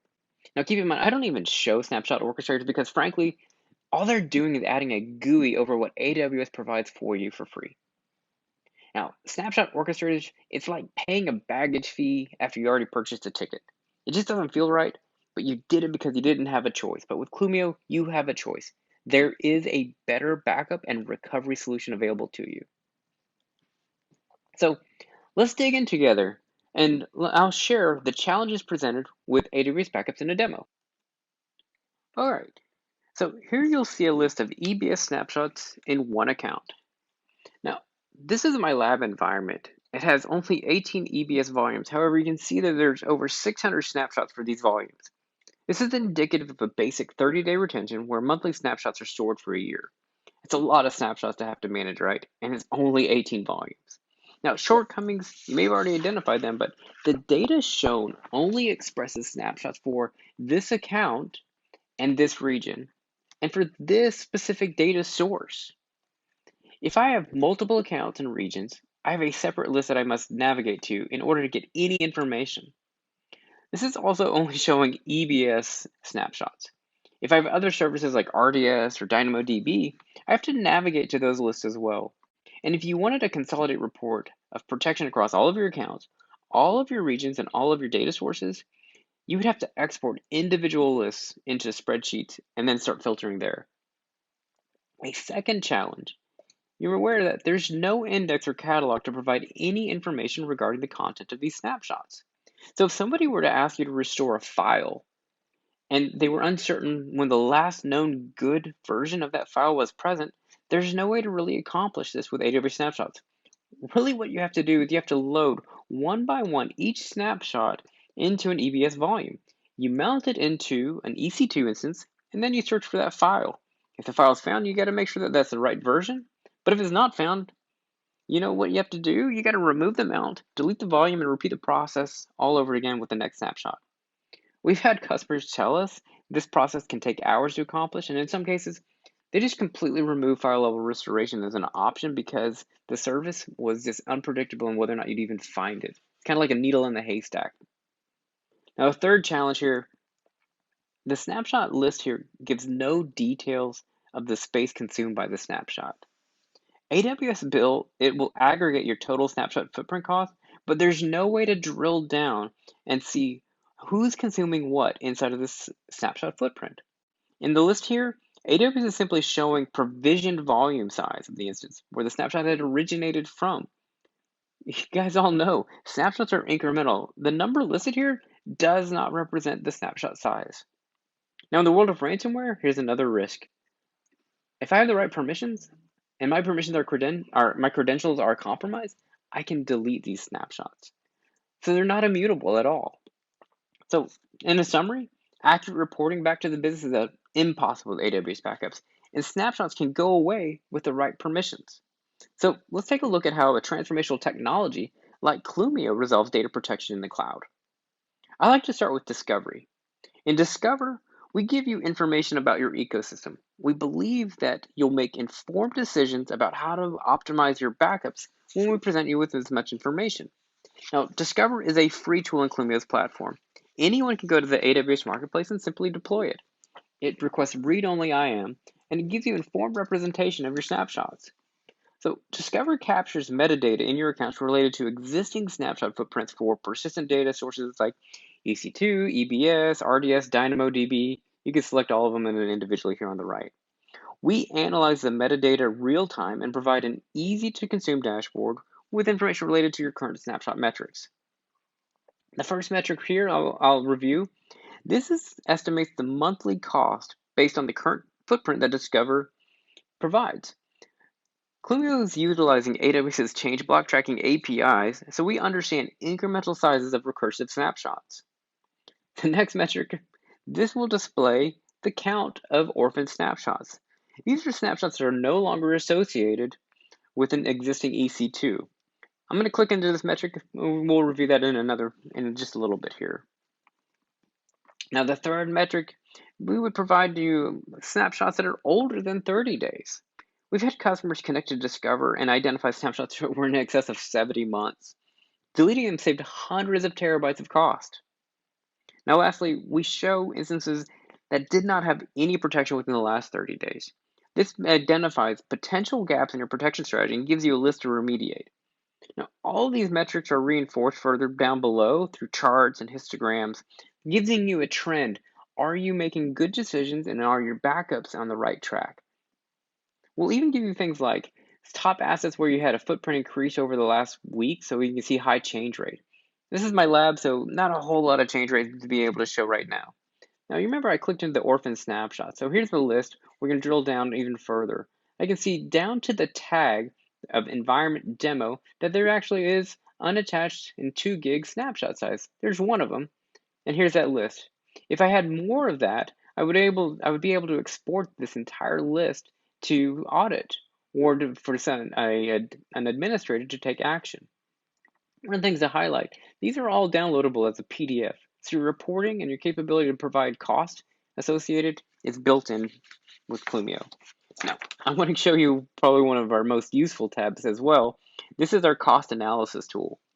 So in here, Clumio's cost analysis tool, it evaluates what it would take to create a secure air gap copy of all of your snapshots that exist in your account today. The assumption here is you have to replicate the local snapshot to another account. Clumio inherently provides immutable, air-gapped, encrypted, and version-controlled backups of EC2, EBS, RDS, DynamoDB, SQL on EC2. Customers that want to address concerns around ransomware, attacks from internal bad actors, are interested in Clumio's ability to prevent the backups from getting encrypted or deleted in the event of such an attack. Our stateless design and our ability to reduce the data footprint through compression, global deduplication, it allows Clumio to offer security advantages that protect while reducing the cost that you would normally incur in just AWS snapshots alone. I'll show you what permissions we look for. Here's how you come and get into Clumio. We onboard you via the Environments tab. Here we'll provide you all the details of the IAM permissions that are needed. Once your account is connected to Clumio, we offer a simple policy engine that allows you to create the outcome you require for data protection. I'll show you that right now. There's actually two types of policies that you can create. I'm going to just show you real quickly in just EC2. Let me start on the second tab. This is the orchestration of in-account snapshots. This is probably what you're used to doing now with AWS Backup. You create a snapshot with some frequency and you assign a retention. This snapshot has all the same value and shortcomings of an AWS backup. Same account, same region. While other software providers charge a per instance fee to orchestrate native AWS snapshots, this is free within Clumio. Now the first tab, this policy, this allows you to define a much more capable backup strategy where you can assign a region as a backup target. Remember, Clumio's ability to deduplicate and compress data at the source allows us to transfer data. The benefits of the Clumio Backup tab include an air gap, catalog, file search, simplified recovery. So once a policy is created, you just choose a tag that exists or create a tag in your environment. Once you associate a policy with the tag, all the new resources that come on board with that tag will be protected. Now, we already have this gold policy associated with some assets, so let me show you what we're doing. Clumio's backups, they're incremental forever. And so the data is encrypted and fly and at rest in both directions, meaning backups and restores. Let's take a look at how this works for an EC2. If I click on an instance, I'm presented with information. I'll see its AWS attributes. There's a link that'll take me directly to the instance within my AWS console. I can take an on-demand backup. I can take an on-demand snapshot. I can perform a global search across all the backups for this instance for a specific file. This is a SQL server, so I'm just going to do a search for MDF. You can also perform the same search through the calendar view with a point-and-click capability to browse the file structure, and I'll show you that here. Now, here's the file name, master.mdf. What I'm presented here is I will have a list of all the backups that we found for this. You can see there's over 30 of them, and I could quickly go into any of these files and initiate a point-in-time restore. As I mentioned, you can also browse for files that exist inside the file structure. It's all available to you without having to go through that complicated process of mounting a snapshot to an EBS just to do a browse. Now, I can also do other restore options than just file. Let's say I want to do an entire instance restore. We give you other capabilities too. You can restore the underlying EBS volumes associated with the instance. I can restore the instance as an AMI, or I can go into advanced features here, and it will give me powerful options of data mobility. Here, I can choose another region. I can even choose another account that's been connected to Clumio. Now, I can do other attributes and I can change them too, such as defining a subnet, changing the AMI type. I can also do something like an IAM role, VPCs, even new tags are all available for you to create a functional EC2. Now let's take a look and see how that same solution and that same capability applies to RDS. When I look inside of RDS and jump over here, what we do is we provide integrations into AWS's point-in-time recovery for up to 35 days. So we're taking an air-gap secured copy and it's stored in Clumio's account. This creates a full point in time. So if you lose everything, database, snapshots, your entire account integrity, you can perform a restoration to another region just by simply clicking here and choosing a different account or different region. Now, one of our most exciting features that we see is that customers like to have long-term retention of RDS instances for compliance purposes. When Clumio backs up an RDS instance, we have the ability to query and retrieve records directly out of the backup without the need of a database engine.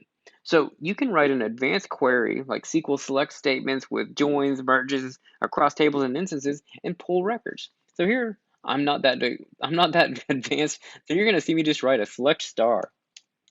The cool thing is that this query is not happening on your production database, it's happening on the backups.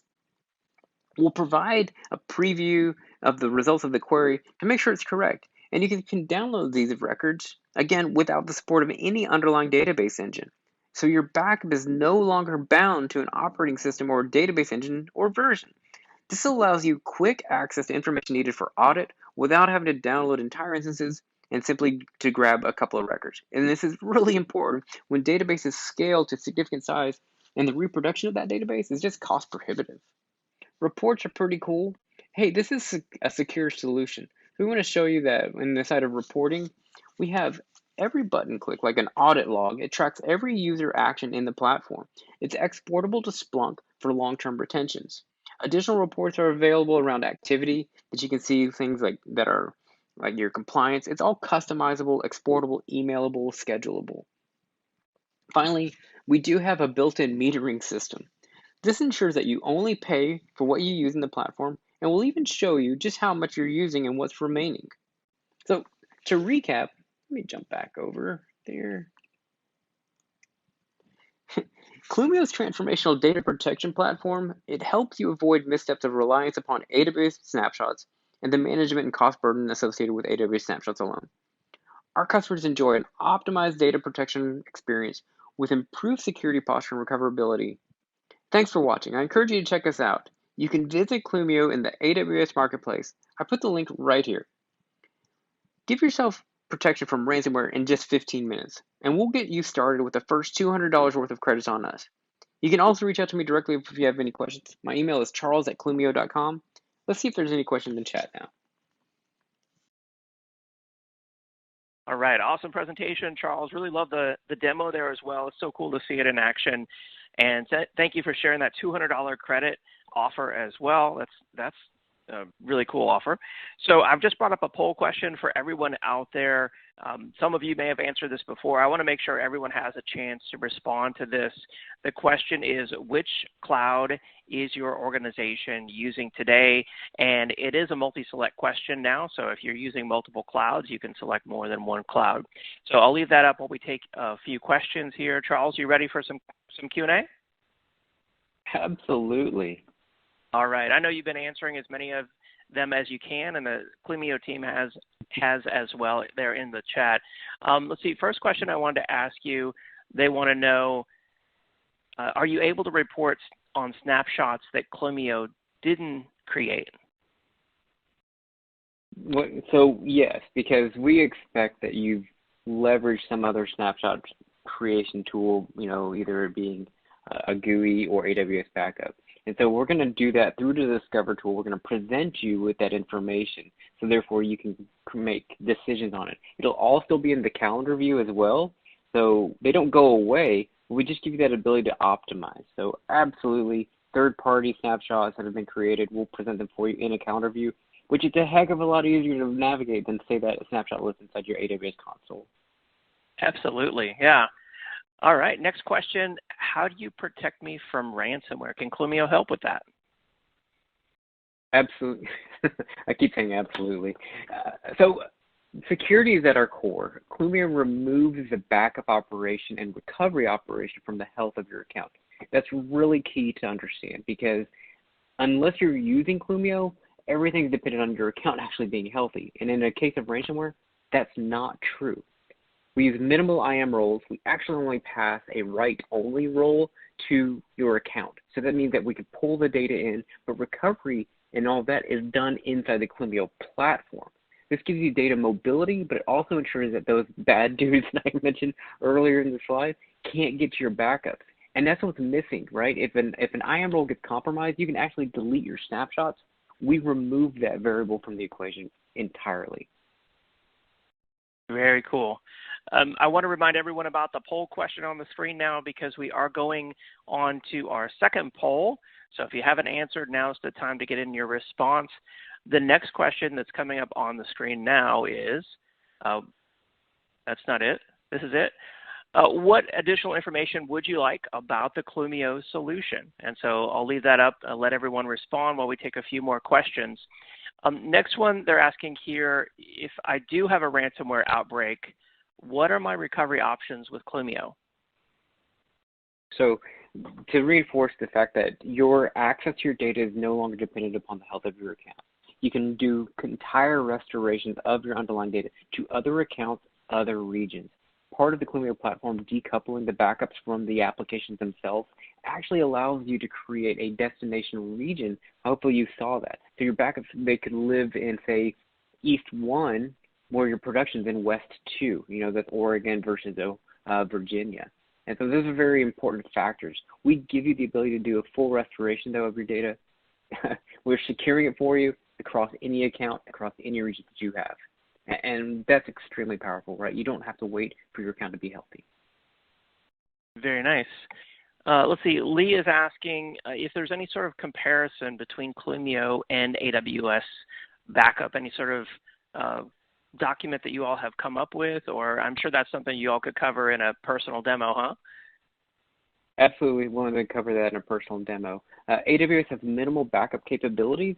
What Clumio does is we augment that. We give you a lower cost of ownership with much more rich recoverability that's built into the Clumio solution. So check us out. I'm happy to do a demo. We do proof of concepts, things of that nature. We're in the marketplace. I know I sound like a TV ad, but it's really, really awesome, and it's really simple. Yeah, absolutely. Being in the marketplace makes it super easy to just add it to your AWS account, like an app on your phone, you know. So very cool, cool stuff that you guys are doing at Clumio. I'm afraid we've run out of time in our live Q&A, but Charles, I know there's some more technical questions there for you in the electronic queue. Thank you so much for being on. Thanks, everyone. And thank you to everyone who responded there to the poll question. I'll leave that up for a few more moments, let everyone respond while I announce our next prize winners. We have another Amazon $500 gift card. This one's going to Naresh Kumar from Utah. And then we have two more Quest VR headsets, one going to Bradley Cage from Ohio, another going to Jason Atwood from North Carolina. Congratulations to all the prize winners. A lot more prizes still to give out, so make sure you stay tuned for those. All right, thank you to everyone there who responded to the poll. It's now time to move on to our next presentation on today's Megacast. I'm excited to introduce Mr. Jeff Inouye, Technical Marketing Architect at Rubrik. Jeff, it's great to have you back on. Take it away. Thanks, David. Hey, everyone. Today I'm going to present on Rubrik and how we've modernized data protection and provided a disaster recovery solution for our customers. My name is Jeff Inouye. I'm a technical marketing architect here at Rubrik. My background is a wide range of IT experience, ranging from help desk support, administration, and architect roles. So within this session, we're going to take a look at an introduction to Rubrik and how we've modernized the backup stack. And we're going to take a look at how it works. So we're going to look at the design principles, as well as the security and performance features. We'll take a look at Rubrik as a solution and what our customers love about our product. And then we'll dive into the demo and see a few features in action. So this is the solution that we're all familiar with. It's really the crowded multi-tiered architecture of backup. It's composed of complex software, hardware, and all the backup storage targets like tape and deduplication targets. So I come from an operations background, and deduplication targets were great, when they came out 10 plus years ago. They got rid of tape and they consolidated storage.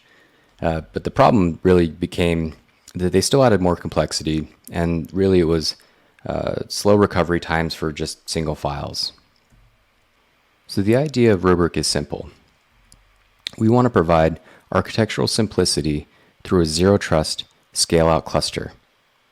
We also want to provide operational efficiency with features like our SLA domain policy engine, live mount, and API integrations.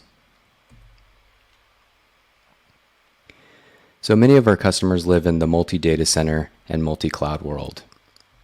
They have multiple on-prem applications and services, and SaaS applications and cloud services in public cloud. So in 2019, we recognized this shift and we launched Polaris. And Polaris is a SaaS application that provides a platform for our modules, such as GPS for global management, radar for ransomware detection, and sonar for data classification.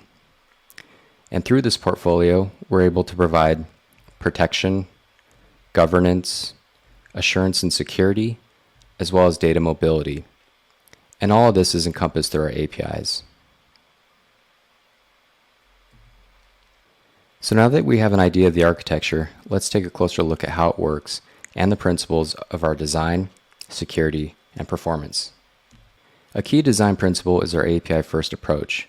The simple way to understand this is any action taken within our interface can be performed through an SDK or directly working with the API. So what this does is it highlights the modern approach to our software development. It also provides endless integration capabilities. So think about service catalogs like vRealize or ServiceNow. It also allows the administrator to create operational workflows that can easily be built through our SDKs or other automation tooling that can consume a REST API. So an example of this is we can automate a live mount and then do a DBCC check on an automated or recurring basis. It also lends a hand to our rapid integration for new Rubrik software. So an example of this from our past is that we've federated data with Rubrik Polaris. Another key design principle is our SLA domain policy engine. So what this does is it uses a declarative method, and this allows the administrator to simply describe how they want workloads to be protected and establish the RPO and the data lifecycle. So from here, the software automates the generation, delegation, and execution of the prescribed task. So what it means is our customers don't have to worry about scheduling the backup, replication, archival, or data management jobs. So once we get this SLA created, it can be applied to any workload. These could be virtual machines, NAS data stores, or databases like SQL and Oracle. So from a security standpoint, Rubrik adheres to the tenets of the CIA triad, or confidentiality, integrity, and availability. It is extremely important to our customers, as well as us, to have confidence in the security of the backups. So what we've done is we've built in integrity with qualities like end-to-end encryption, role-based access control, and multi-factor authentication. The integrity of our backups are maintained throughout the system, and three key highlights are: one, the immutable file system. So what that means is that once a backup is ingested, it can't be modified from an internal or an external source. The second is that we have a zero trust cluster design. So every service and communication is authorized within the stack.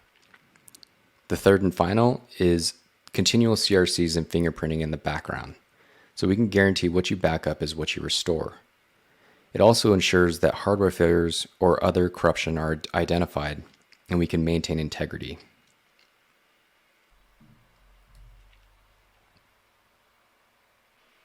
Let's face it, RPOs and RTOs drive the conversation of disaster recovery. It is a key metric for any disaster recovery plan. So here are a few ways that Rubrik is able to provide enhanced performance. One, the ability to delegate and perform parallel workloads. So within our task framework, we can divvy up those individual tasks and divide that up into data streams to nodes within a cluster. So we can distribute that workload for either a backup or a restore operation. The second is that we provide granular protection with near zero RPOs. So things like continuous data protection for virtual machines or log handling for databases. The third is our fast RTOs with our live mount features. Now that we have an overview of how Rubrik is architected, let's identify how Rubrik can be implemented as a solution for data protection and disaster recovery. The Rubrik solution itself boils down to two key pillars. One is the operational efficiency. So we can leverage our automation and policy-driven design to save time and technical debt, and clearly define the RPOs and have the ability to shift as the business needs. The second is our easy-to-use interface. So we want to reduce the stress during a disaster, and we also want to simplify the operational procedures. The third is that we can automate and use our APIs to create workflows and repeatable tasks. The second pillar is our architectural simplicity. So what we can provide out of box is security features like role-based access control, immutability and integrity of backups, and a security hardened system. It's also scale out, so we eliminate the need for forklift upgrades and redesigns of the configuration, or what I call from operations, the backup reboot. So when I was working in IT ops, we would always have to reconfigure our backups. And in that, we would have to rebuild the infrastructure as well, because our data set always continued to grow. So we would redesign, re-architect our backup infrastructure. And then over the course of say 6 to 12 months, it would start to atrophy. And we would have to perform what I called the backup reboot. Okay, so there's a lot of features that were mentioned in the presentation. So let's jump into the demo and we can take a look at the interface. Now that we're in the demo environment, we can take a look at our user interface. So from here, we can take a look at the summary dashboard view. We can identify system health and overall status of the cluster. So in the top left, you can see current jobs that are running. And in the center, you can see our cluster health. And in the bottom right, you can see the capacity of the cluster itself. So if we take a look at the monitoring tab here on the left, we can also see completed jobs from the last 24 hours. So this is really handy because we're now able to do search against a particular object name. And then we can see the tasks that have been done for that object. So things like backup or replication. If we want to look at the logs, we can click on the view button here, and we can see a nice detailed log for troubleshooting if needed. But really it gives you a sense of a simple and easy to use product that lends a hand to the administrator to identify and troubleshoot if needed. So during the presentation, we looked at, we talked about SLA domains. So let's go ahead and create one of those now. So if we click on SLA domains and then local domains, we can then click the plus sign and we can create an SLA domain policy. So let's mock up what a typical customer would have in their environment. I'm going to go ahead and call this SLA domain policy tier 1.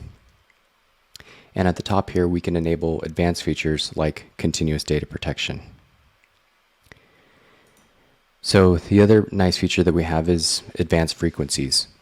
So we can now accommodate schedules that are on a quarterly basis or on a particular day of the year for annuals. This is something that the advanced frequency feature can encompass. The typical model, though, is daily backups, and we'll keep those for 32 days. We'll do monthly backups, and we'll keep those for, say, 12 months. And then we'll do annuals, and typically 5 to 7 years is the typical retention cycle for most customers. So what we have here is, again, the declarative approach, right, to the retention and the frequency of which our backups will take place. So from here, we'll click Next, and we'll take a look at the archiving and replication options. So this little slider bar here, if we click on it, we can go ahead and select our archival location, which is in AWS. And then we can use this little slider bar here to determine how much data we want to protect, how much data we want to retain on cluster for fast recoveries. So a typical customer example would be we'll want to keep 45 days of backups on the cluster itself for fast recoveries. And then everything after that, we'll go ahead and archive to the AWS bucket. We can also use replication by clicking this little slider bar here, and we can select our target cluster. So here this lends a hand to disaster recovery plans, and we can immediately replicate a snapshot that's taken on the cluster, on the source cluster, and then replicate it over to the secondary cluster. So this encompasses an SLA policy that would give disaster recovery solutions for our customers. So from here, we'll click Next, and we'll get a summary of the SLA domain policy that we're about to create. So really the key here is that we can take this SLA policy, and now we can apply it to anything within the environment. So if it's a VM or a database or a NAS data store. So let's jump over to Polaris and take a look at the features there. And here what we're looking at is the GPS module, or the global management. And here we have, again, another summary and dashboard view. So here we can now identify the system health and the status of the entire environment. So if we click on clusters, we can actually see our state of 3 different clusters. These are separate rubric clusters that are attached to Polaris. And we can identify the system health of each one of them. We can also look at the inventory across the global environment, right? So everything from O365 to vSphere to AWS products or Azure. So for example, we can click on View under vSphere here, and we can see everything that our clusters have been backing up. Another nice feature here is that we can do search, right? We can search against this catalog, and we can perform recoveries from here. So we now have one centralized location where we can control our backup and recoveries from. A nice security feature here is that we aggregate all of the events from all of the clusters, right? So we can look at the past 24 hours, for example. And we can select multiple clusters if needed to identify and aggregate that information. The other is that we have an audit log, so we can now take a snapshot of successful logins and failures, things of the security nature that we need to capture. All right, so let's jump over to Radar. I know that we discussed that in the presentation. So if we click this tile, what we'll see and presented with is an event, right? So what our system has detected from this backup is that there's an anomalous event, right? So we can click on Investigate Snapshot here, and we can see from this File Explorer view, what has been modified or changed from the last backup. So let's look at something that's typical, like file shares. And what we can see here is we have suspicious events that are occurring within that data set. So let's click on Finance Department and drill down further. And what we can see here is now we have deleted originals that are replaced with encrypted items. So from this point, the administrator can simply click the deleted items and then perform a 2-click restore. If they wanted to, they could also perform a live mount of this snapshot and present it back to the vSphere environment. So let's go ahead and do that now.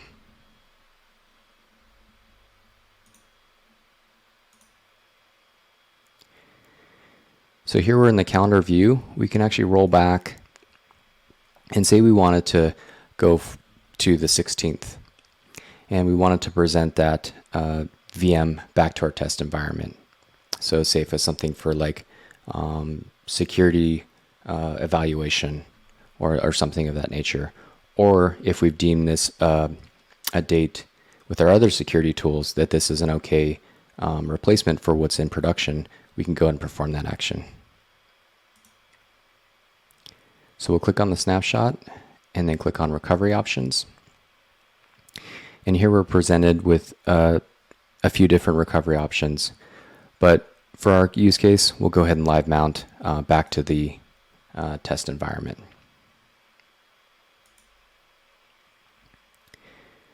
So we can drill down to our cluster that has our test ESXi hosts.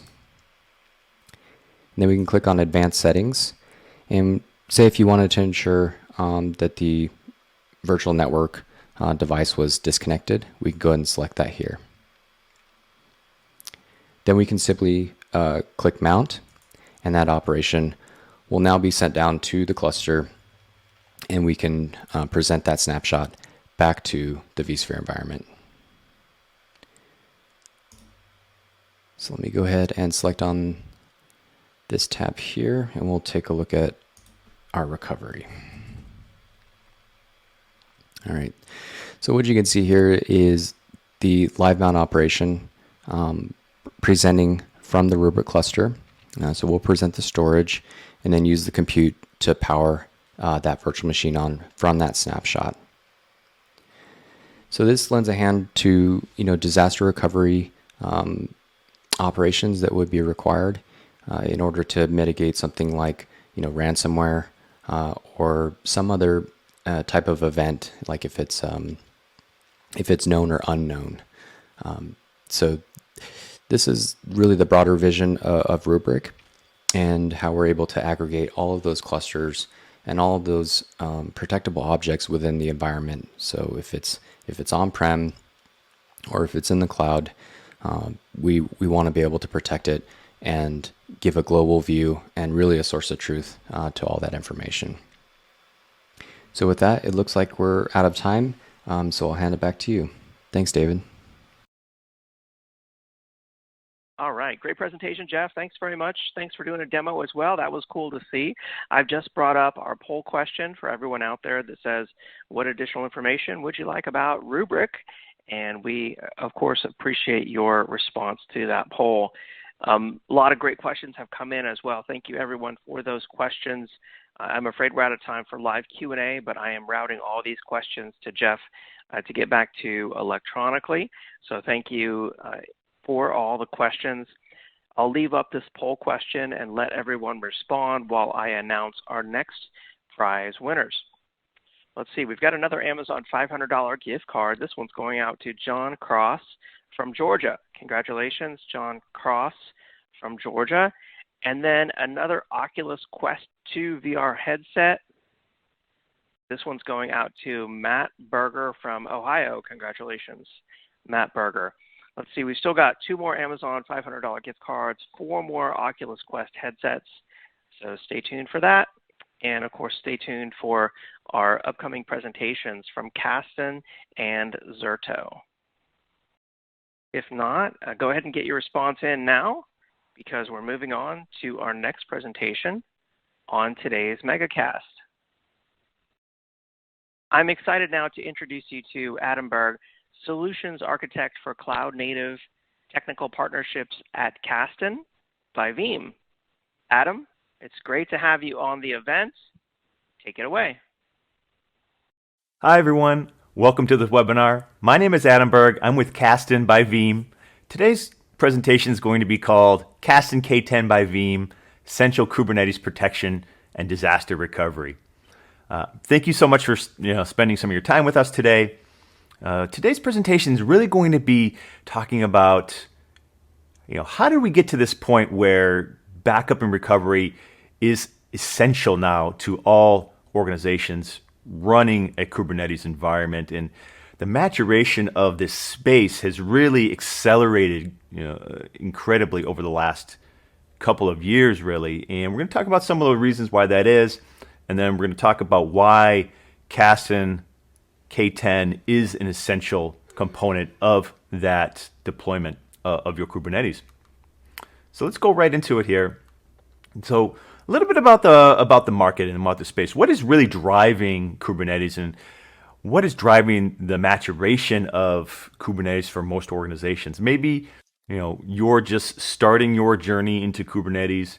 Maybe your organization is well on your way. right? But what's really driving everyone to look at Kubernetes, and possibly why you're here today on this webinar, and what's at the beginning of this, it's really about this concept of infrastructure transformation, right? The ability to now have applications running much closer to the consumers of those applications. The ability to move applications around to different environments, whether that's your on-premises data centers up to a public cloud, or maybe to multiple public clouds. Maybe you need to move it to different availability zones in a single public cloud, or move it from maybe from one public cloud like AWS over to Azure, right? This ability to redefine what infrastructure means for individual applications or groups of applications or entire organizations is really driving what Kubernetes really delivers for organizations, that hybrid cloud approach. So, applications don't just live in a single data center anymore. They're constantly being shifted and moved all around. So Kubernetes is really an enabler of the hybrid cloud model that organizations really desire now, and what really drives value for your data. And as we see Kubernetes being that preferred orchestration and management tool for data, you're seeing much more adoption of stateful applications into this space, right? Early on, I think people thought Kubernetes was a place for stateless applications, transient data, applications that really didn't need to be protected. That's not the case anymore. We're seeing massive adoption of stateful databases, stateful workloads into these Kubernetes environments. But it's not only that; it's also the policies and the security and the construction of applications that also needs to be protected here, because that's critical to maintaining that 100% uptime environment that organizations are striving for. So what are customers really asking for from a data protection tool for Kubernetes, right? I think we all know that data protection is essential, right? Data really is the lifeblood of most organizations. When they're looking at data protection for their Kubernetes environments, number one, their ask is, I want something that's Kubernetes native. I'm not looking for a bolt-on or add-on product to a legacy data protection tool, right? There's a lot of organizations out there that are taking their legacy products that were designed for physical infrastructure, maybe traditional virtualized infrastructure, and they're bolting on a Kubernetes data protection tool onto that. Something that's native, built from the ground up, that lives within your K8s environment is a real desire, real requirement for a lot of organizations. And along with that, it's the freedom of choice of Kubernetes distributions, right? We're seeing a lot of different flavors and variations on Kubernetes, whether that's something like on-premises with a VMware Tanzu environment, or up in AWS or Azure, or something like Rancher. There's different variations and flavors of Kubernetes, and most organizations aren't really settling on any one, right? They might be running one flavor on-premises, one up in one public cloud and another in a different public cloud, and they move their applications in between these different flavors and variations of Kubernetes. They want to have a single tool that can protect and manage that data wherever it lives, in whatever flavor of Kubernetes distribution that their organization might be using today, or they might be using tomorrow. Multi-layered consistency is a hard requirement as well, right? Being able to not only protect that stateful data that's within their application sets within Kubernetes, but the consistency around the entire namespace or the entire applications themselves. So that's a critical capability that is a requirement. So when we're recovering an application or a whole namespace within Kubernetes, there is much more than just the stateful data that is required to bring that application back online. And DevOps speed and scale, right? Kubernetes is really all about agility, shifting left your DevOps and your life cycle of your applications. And they're looking for a data protection company and tool that understands that and can move with the agility and speed of DevOps and data ops for organizations. And that's really where the genesis of Kasten K10 was really born from, is meeting these key customer requirements. And that brings us into Kasten's mission statement. We're founded really around tackling day two data management challenges for Kubernetes, helping enterprises confidently run their data within that environment. If you're not confident that your data is protected and always available, it's not going to lead to adoption and innovation within your organization. Kasten's making that possible through the best of breed backup and recovery, best of breed application mobility, and best of breed data disaster recovery for your data. We're going to be talking about these in depth here a little bit to kind of give you an idea why each one of these are critical capabilities that you're going to want to have in your day two data management application. So Kasten K10 was purpose built for these processes. We are really out there providing enterprise scale operations that's very, very full featured and mature, but also easy to use, scalable, completely secure, covering all the backup and recovery needs that your organization has, but also disaster recovery, full site recovery, cloud to cloud recovery, and the mobility of applications. So we are undisputed, without a doubt, the number one data protection, day two data management player in the Kubernetes space. We are built for Kubernetes, built from the ground up, purpose built, right, for these tasks. This is not a bolt-on product. This is not a product that's being added onto existing tool. Kasten understands Kubernetes because we're born with Kubernetes.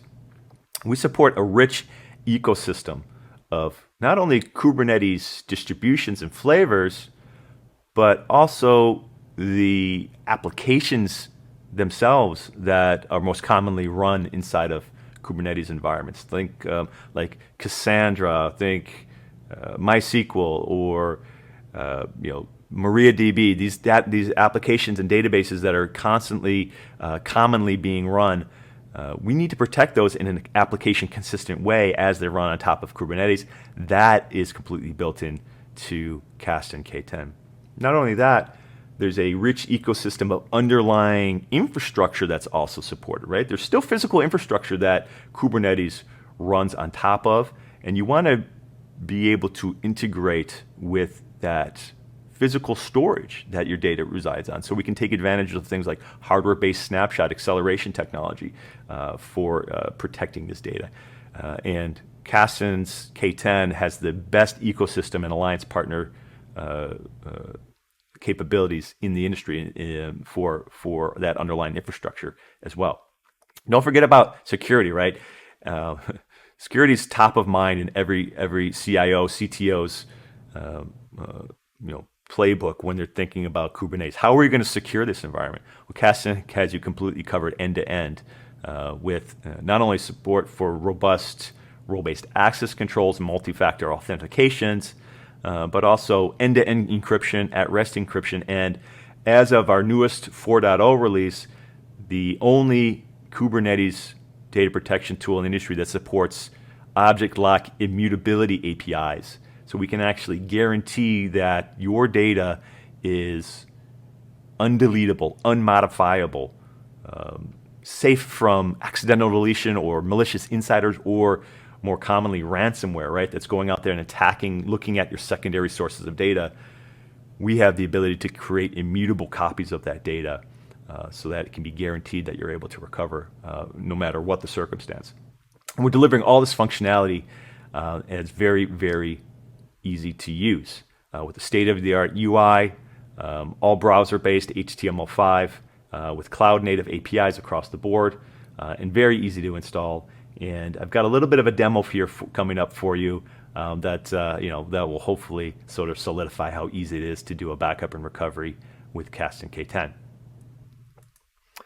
I do want to get into a bit of the use cases a little bit, though, however, so you can kind of see what I'm talking about when I talk about backup and restore, disaster recovery, and application mobility. So these are sort of separate functionalities that you're going to want in this day two data management tool. with backup, restore and disaster recovery. We sort of think of these as different topics. And then application mobility is critical in this space when we talk about the hybrid cloud and enabling the ability to move data where it matters most to your organization and getting that data closer to your end user. So in terms of the capabilities for backup and restore, of course, the ability to protect persistent data is a core capability here within your Kubernetes applications. Being able to restore entire application sets to known good working conditions. So we're not only protecting just the persistent data, but everything else that makes up a Kubernetes application itself is also being protected as a whole. So you can do things like repair a badly misconfigured application, right? We can restore things besides just the persistent data, but also the configuration of a namespace or an application or the entire cluster. We're there to provide that robust data protection for databases that may not have their own replication or disaster recovery functionality built into that database. We're there to protect that as a key capability.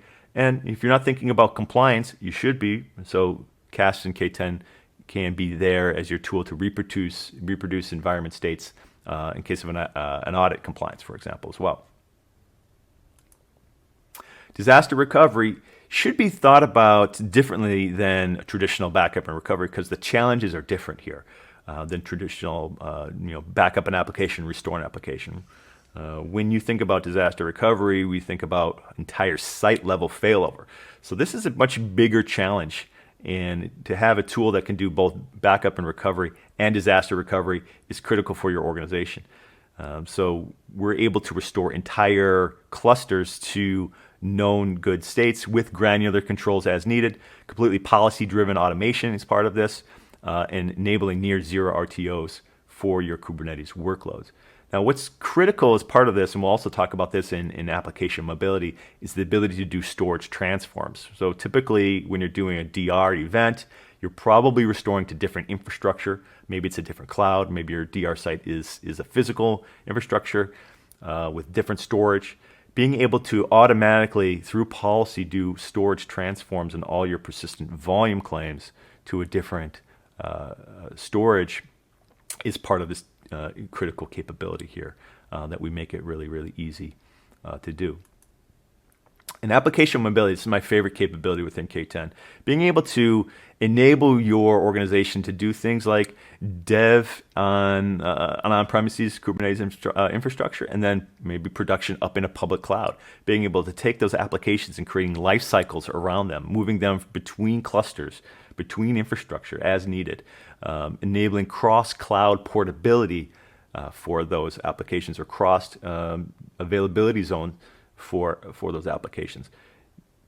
The application transform capability that is built into K10 really makes this possible for your organization to have those applications being built in one location and deployed in another, and keeping those environments separated as needed for your organization. So this is really enabling that hybrid cloud data fabric vision that a lot of organizations have, of taking their data and moving it throughout a life cycle and moving that data closer to the end users. So I do want to get into a bit of a demo. I want to show you how CAST and K10 is an application-centric data protection application. We're going to be installing CAST and K10 from scratch and backing up an application and doing a recovery in an application. So we're going to show you the complete application capture, how we abstract the underlying infrastructure, and then how we can coordinate those restore operations. Let's get right into that demo. And here we are in my lab. It's just 3 simple commands to get CAST and K10 installed here. Add the Helm repo. And then we create a namespace for Kasten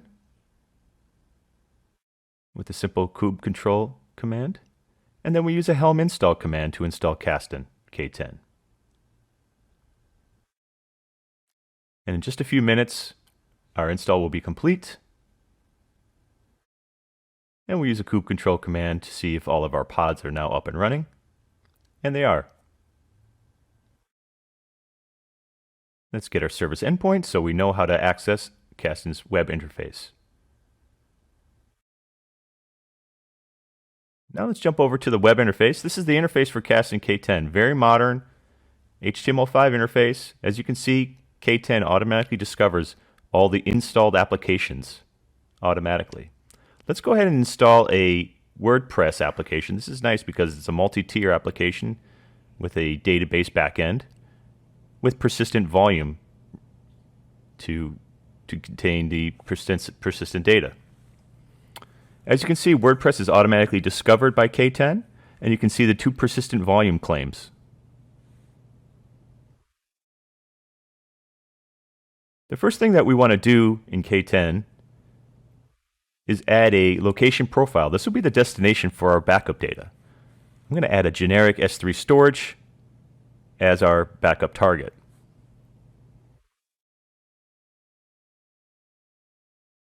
Once that's created, we're going to create a backup policy for our WordPress application. And this is where we set the frequency of our backup. I'm going to set this to hourly and make sure that we enable backups to our S3 target.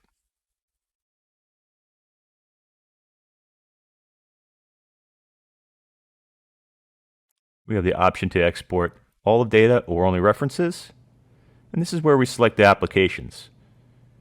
Kasten K10 allows you to add multiple applications per policy if you so choose.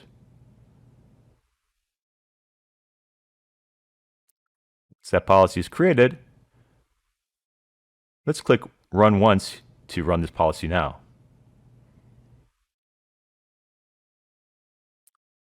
Now our policy is running. Let's go back to the dashboard to check the progress of our backup.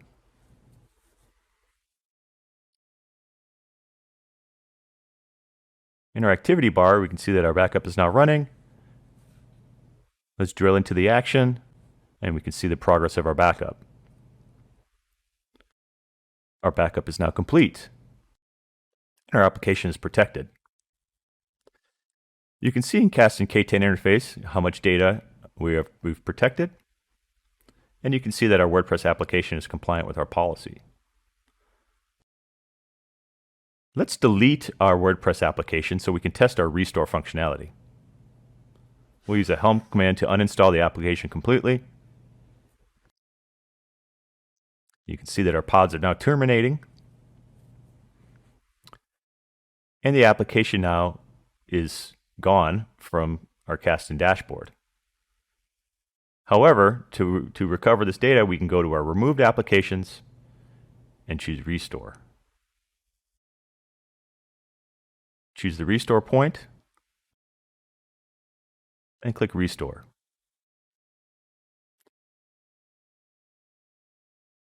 K10 is now recovering the application from our S3 target.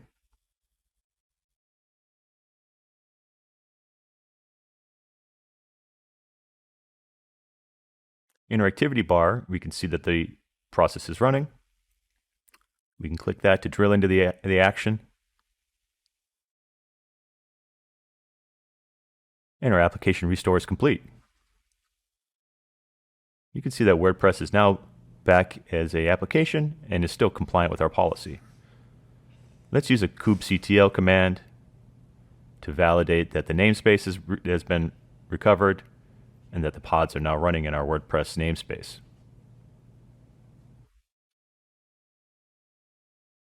And they're running. That's it for our short demo. As you can see, it couldn't be easier to do a backup and restore with Kasten K10 by Veeam.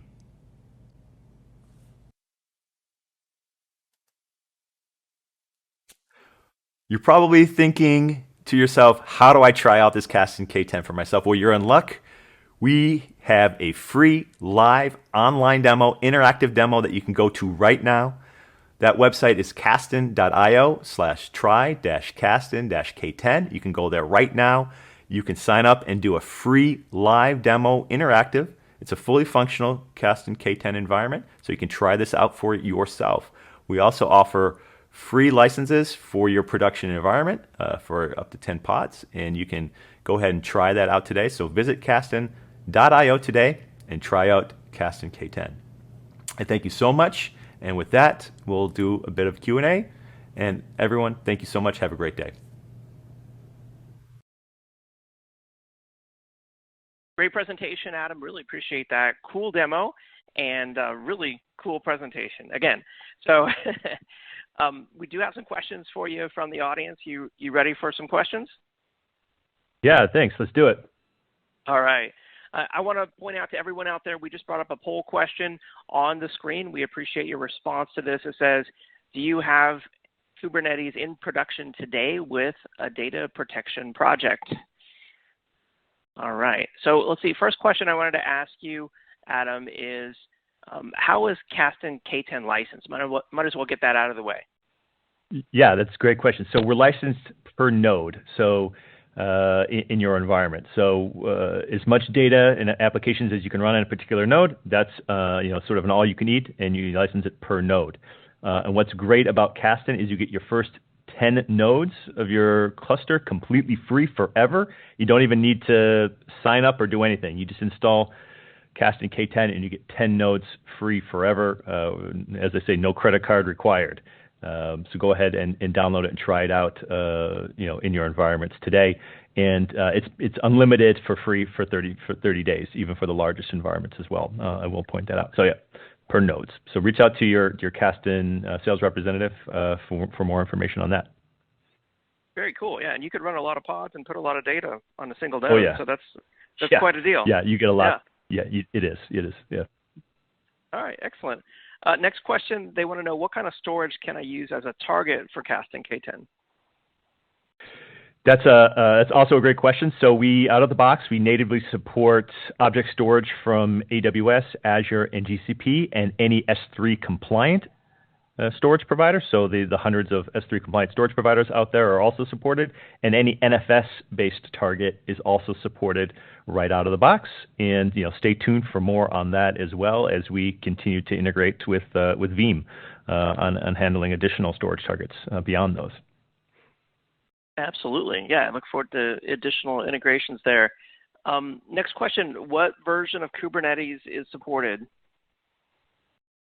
So today, with our current release, we support every version from 1.16 and newer right out of the box with today's latest version. So current release of Kubernetes is 1.22, so we support quite far back. And if you have older releases, older than 1.16, some older releases of K10 would support things that are older than that as well. So we have probably the broadest support for Kubernetes versions and distributions out there in the market today. Very nice. Let's see. Someone wants a clarification on, does the free trial have an expiration? It does not. The 10 free nodes is forever, right? So for the first 30 days, you get completely unlimited. So if you've got hundreds of nodes, those could all be protected in the first 30 days, and then 10 nodes are free forever with K10. So pretty good deal. Yeah, absolutely. Another question they're asking, what sort of security or encryption options are available with Kasten? Yeah, so that's a great question. So obviously, security and data protection are paramount with in today's threat environment. So the use of AES-256 GSM encryption algorithms are enabled right out of the box. We support encryption over the wire as well as encryption at rest. And as I mentioned in the presentation, we're the only Kubernetes data protection that supports object lock APIs as part of the S3 standard for immutability. So we can actually guarantee that your data cannot be modified, deleted, or removed by ransomware or even insider threats, or even the guy, your root admin can't even remove the data. So quite extensive data protection available with Kasten. Excellent.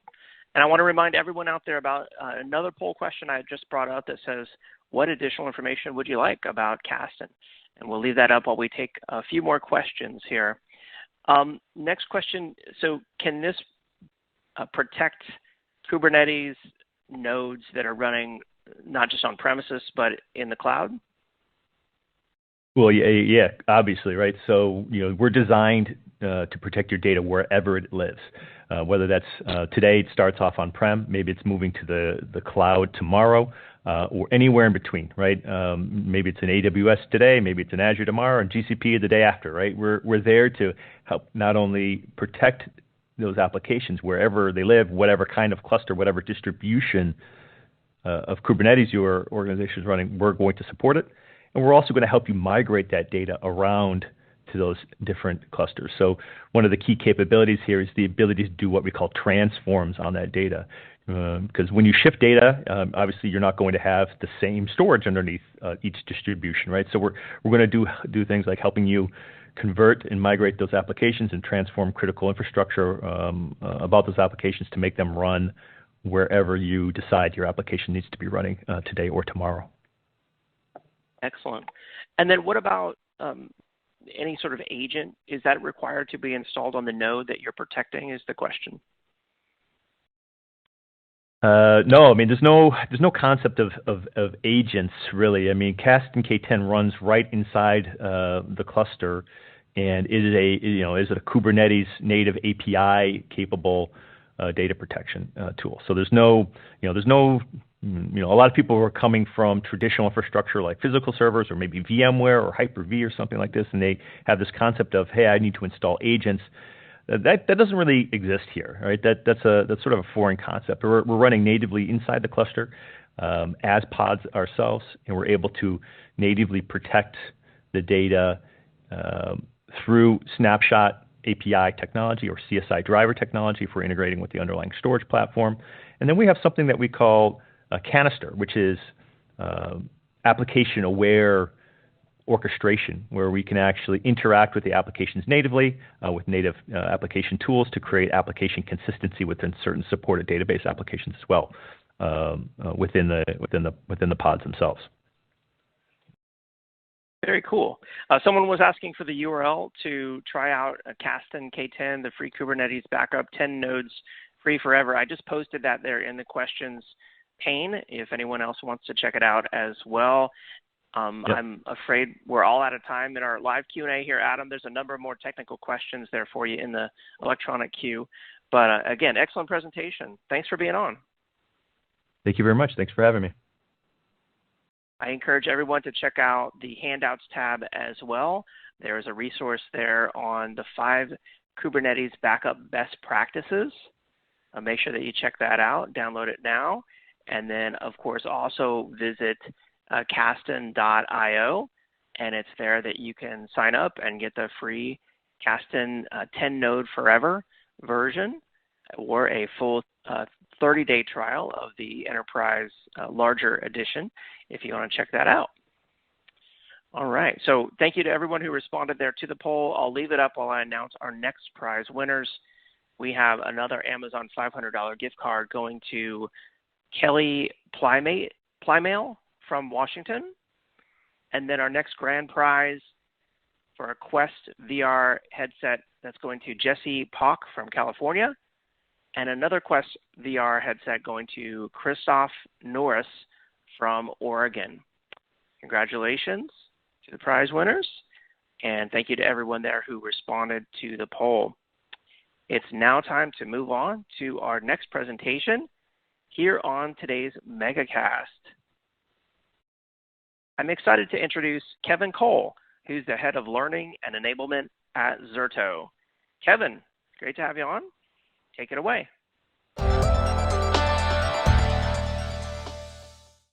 My name is Kevin Cole, head of learning and enablement here at Zerto. And today I get the distinct privilege of unveiling a brand new offering, Zerto for Kubernetes. Let's dive right in. And first of all, I have to say, welcome to the CDP party, Kubernetes. Continuous data protection is the gold standard in the backup and disaster recovery market. And we're excited to bring this same technology to the world of containerized applications. CDP is a proven technology for virtual machines, and Zerto's been leading in that space for over 10 years now. Other vendors are only just now starting to get into the CDP game because they too recognize that it's the #1 way to achieve enterprise class data protection. And note here that everything I'm going to be talking about today is available now. Zerto for Kubernetes GAs today after a successful beta period, and I know many of you attending today have been waiting for this release for a while now. Let's start our Kubernetes story by addressing why Zerto moved into this space at all.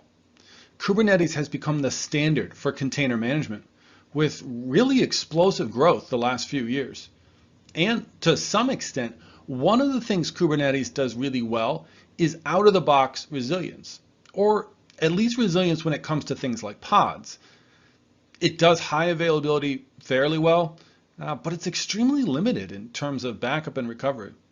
For example, for DR, you could in theory stitch together a series of scripts and manually maintain those as a patchwork solution. But that's hardly an enterprise-grade approach. And certainly when we talk data protection and restores, Kubernetes doesn't offer anything for this out of the box. The existing solutions on the market to address this challenge are not purpose-built for Kubernetes. The options are almost all drawn from the VM domain, not the container domain. Some clouds offering Kubernetes as a service do include some cross-region replication at an added expense, but that's certainly not a vendor-agnostic approach. The name of the game with containers is portability. So being locked into one cloud's way of doing things is not really what most enterprises are looking to do these days. And in terms of other options, certainly there are some legacy players acquiring new Kubernetes solutions and then trying to fit a square peg into a round hole. So that's where you see a reliance on outdated storage snapshots or protecting the underlying VMs with no consideration for the containers or the Kubernetes applications. Ignoring the applications is a common issue actually, because recovering only the persistent data is a surefire way to prolong your recovery process. Everything that makes up an enterprise application, including the deployments, config maps, services, and so on, it needs to be restored together and done so from the same point in time rather than staggered across some backup window. In fact, Zerto is abandoning the notion of backup windows altogether.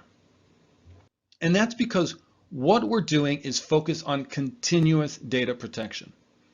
We're offering backup, disaster recovery, and long-term retention of next-gen applications that use persistent data, regardless of whether they're running on-premises or in the cloud or a mix of both.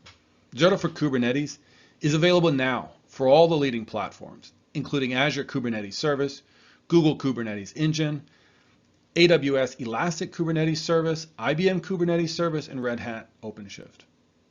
And truthfully, this product is evolving so fast, you're going to see even more supported platforms very soon. Let's cover some of the highlights here of what Zerto for Kubernetes is bringing to the table. There's a lot more, of course, but I want to hit some of the key points and show how together they all add up to equal a powerful new platform that's up to the task of protecting enterprise Kubernetes applications at the scale you're accustomed to. And it all starts with continuous data protection. And so I'm going to spend a little more time on this because in the virtual machine market, vendors are starting to agree with us that this is the right approach.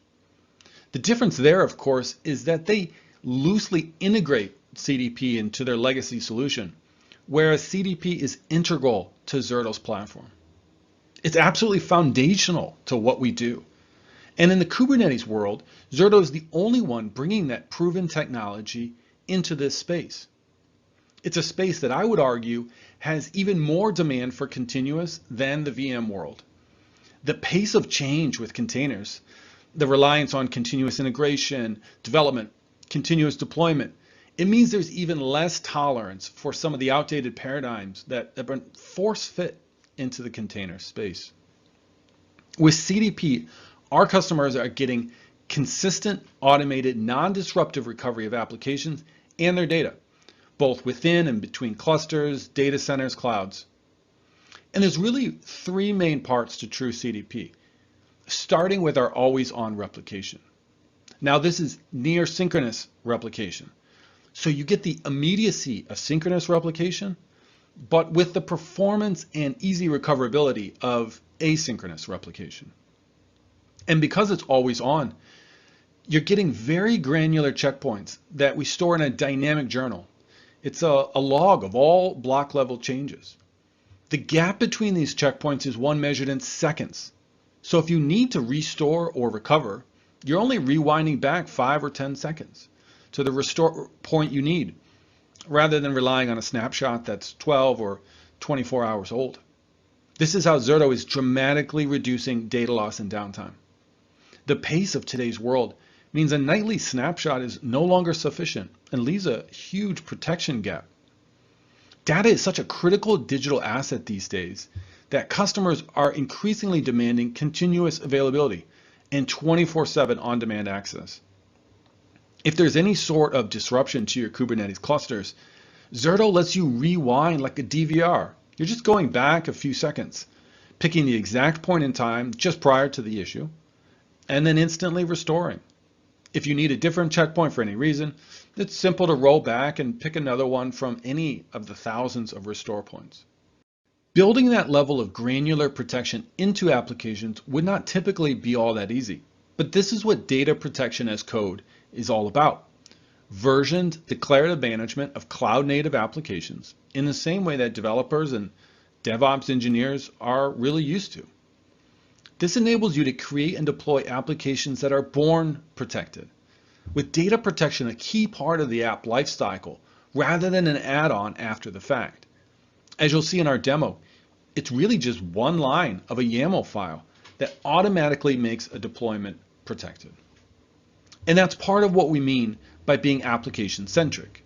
The focus is on what's being built and deployed, not on the underlying infrastructure. Any data protection solution for containers that is focused on the storage or the VMs is really missing the point, in my opinion. Zerto for Kubernetes is a native application with full environmental awareness to help you protect all the resources that comprise your next-gen app. That protection, of course, is done with really simple, easy workflows. And when you get hands-on with the solution, you're going to see exactly how much time this is going to save you. Zerto fully handles orchestration of the recovery using those granular restore points we've been discussing. And these workflows cover all the common use cases, from backup to restores to testing full failovers. Those operations can be across any cloud or platform too. Zerto for Kubernetes can be deployed on premises, in the cloud, or in a hybrid model. Many of you on this call were part of our beta testing group, and you saw firsthand how easy it was to get up and running on AKS, GKE, EKS, or really any of the others. Like with Zerto for VMs, we've put an emphasis on monitoring and analytics so that you get true multi-site visibility. Your protected Kubernetes applications are easily viewable in Zerto Analytics, right alongside your traditional VM-based applications, giving you one centralized place to keep tabs on everything. And lastly, this is truly built for the DevOps world. So as you'd expect, we're API first, and it's all about the command line world that you live in every day. We use the same native tooling that comes standard in this space, including kubectl, YAML-based configuration, and common add-ons like Helm. Let's see what this all looks like from an architecture perspective. As a native Kubernetes application, Zerto runs on your clusters as a set of pods, services, daemons, etc. And this will usually be in its own namespace, just to keep some nice separation from your other resources. Where you deploy Zerto is entirely up to you, though. The control plane, called the Zerto Kubernetes Manager, or ZKM, can be deployed within a production cluster, within a DR or secondary cluster, and that's typically at a different region from production. Or lastly, you can host ZKM in its own standalone cluster, even one running on a different cloud than everything else. With the ZKM, we also deploy Keycloak, a leading solution for identity and access management, and as you might expect, there are databases for everything. To install Zerto, it's as easy as pulling from Helm and configuring a couple key variables, either on the CLI or via YAML. You'll only need one ZKM and Keycloak instance, since these are Zerto-wide deployments, no matter the platform or cloud. On each cluster, though, you'll also have a ZKM proxy. that interfaces with the central ZKM. And alongside the proxies are the replication engine themselves, the VRA pods with their journals and replicas. These are the real powerhouses behind Zerto's continuous data protection, and the reason you'll see 5 to 15 second RPOs with Zerto. Like all Zerto components, these VRAs are very lightweight, add almost no overhead to your nodes. Lastly, keep in mind on this diagram, when you see the physical storage layer, Zerto is completely agnostic to what kind of storage that is, other than requiring block storage. But the exact kind, the vendor, it's completely up to you. So you're free to change later on as needed, rather than being locked in. In terms of how Zerto is licensed, we've opted for a straightforward model based on virtual CPUs on the worker nodes in the cluster. So each license covers 8 vCPUs. We're not priced per node like many other vendors, and we certainly aren't priced per VM. If you ask a vendor about Kubernetes licensing and they start by asking how many VMs you want to back up, that's a little bit of a red flag, and you know you're dealing with an outdated paradigm. Zerto is built in Kubernetes for Kubernetes, and we're licensed like it. And so you're going to see those same vendors moving away from per node pricing anyways, because it's really not that customer friendly.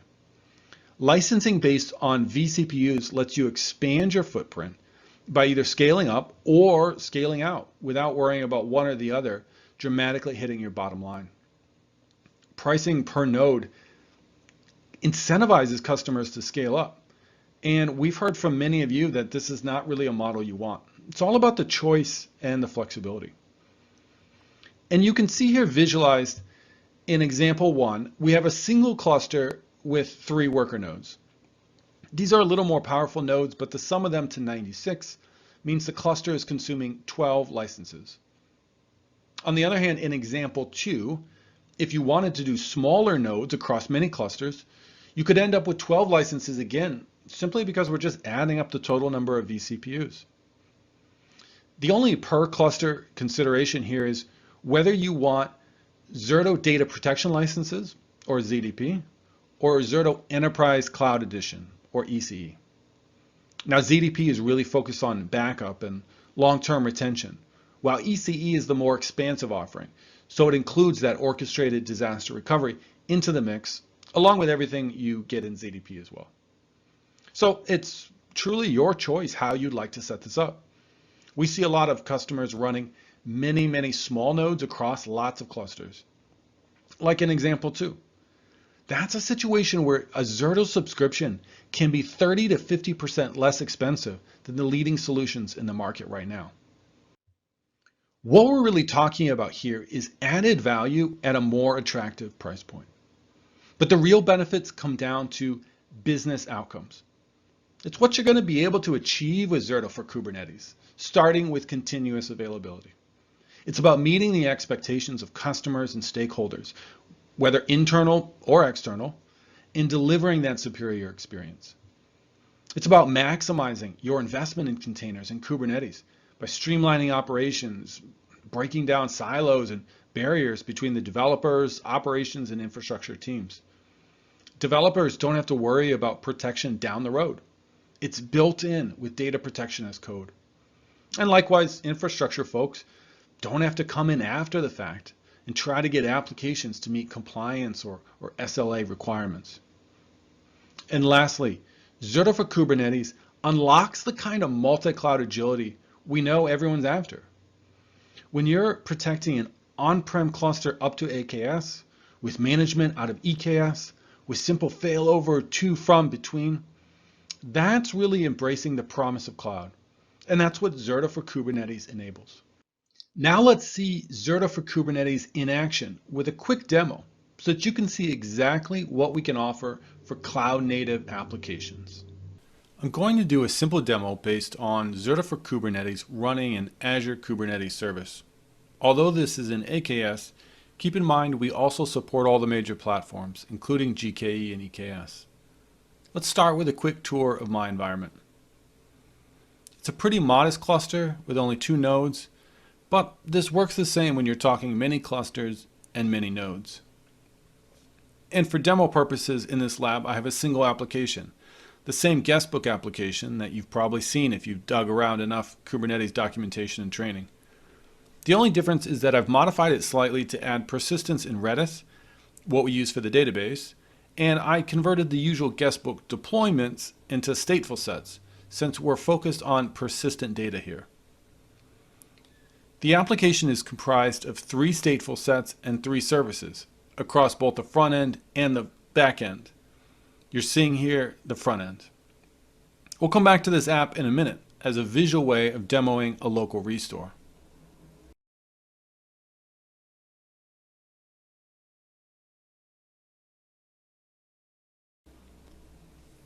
Now to get up and running with Zerto, let's start by adding the repository to Helm. And as a matter of habit, I always run Helm repo update. To do the Helm install, we'll want to configure some key values. I've already started a values YAML for this purpose, though you could also just pass these in on the command line. And part of what you're seeing here up top are credentials for Keycloak, which, as you'll remember, is what we're using for identity management. You'll also see here the config for the Zerto Kubernetes Manager proxy. Remember, this is a per cluster or per site proxy. So let's give this a unique name. And let's save and close, wrap this part up by creating a Zerto namespace just to keep a nice separation between resources. Now I'll kick off the install using the Zerto repo we added and the install values we just looked at.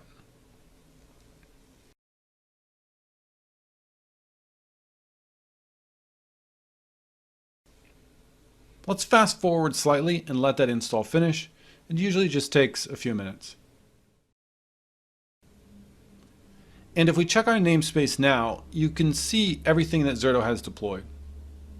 If you think back to the architecture we looked at earlier, here's all those pieces come to life, including the ZKM for overall management, the ZKM PX for this specific site, and the VRAs for doing the actual replication and data moving. Let's create a protection group so that we can fully leverage CDP with this guestbook application and get those RPOs of seconds we were talking about. And here's where you start to get a sense of what we mean by data protection as code. Because right here in this file, I can define the VPG and build in data protection for this application very easily. And if I add more resources to the application later on, they too can be simply protected without much effort on my part. For the sake of time, I've pre-filled in some details already. And of course, we have documentation where you can also just copy and paste in much of this. All that's left for me to do here is give a name to this VPG. And I'll add the site name we used earlier. We'll add that here for both the source and target site, since I'm doing same site local replication for continuous backup purposes. Here on the recovery storage class, keep in mind that Zerto is totally storage agnostic. In this case, I'm using a default storage class from Azure, but in your own environment, you could do something totally different here. And I won't do a deep dive on this section down here at the bottom. But notice here briefly that part of my protection strategy includes long-term retention to Azure blobs as well. So in addition to the general protection I'm getting with up to 30 days of history, I can also get unlimited history by sending copies to hot or cool storage in Azure. This is great for compliance or regulatory use cases where I want cost-effective long-term storage for data that I'm really not going to access very frequently at all. Almost all restores and recoveries happen within a week or two of an incident. So that's where the journal is really going to drive value for protecting this application. To add a resource to a protection group, all we need to do is annotate it with a key value pair starting with VPG. As long as a resource has that annotation, it'll be included into the protection group automatically. It's very simple. And we can do this for many resources at once, potentially using Helm, or in this case, I'm using Kubernetes built-in customize feature. This will add or update the annotation on all resources I've specified in that customization file, and now we just need to apply it with kubectl apply. Let's create the VPG itself now. like this using the YAML we defined earlier. Zerto will now create the protection group and start an initial sync, or the first part of replication as we start writing to the journal and capture all new IOs. We can watch this happen live, and as you'll see, it starts to create checkpoints and deliver that super low RPO of seconds.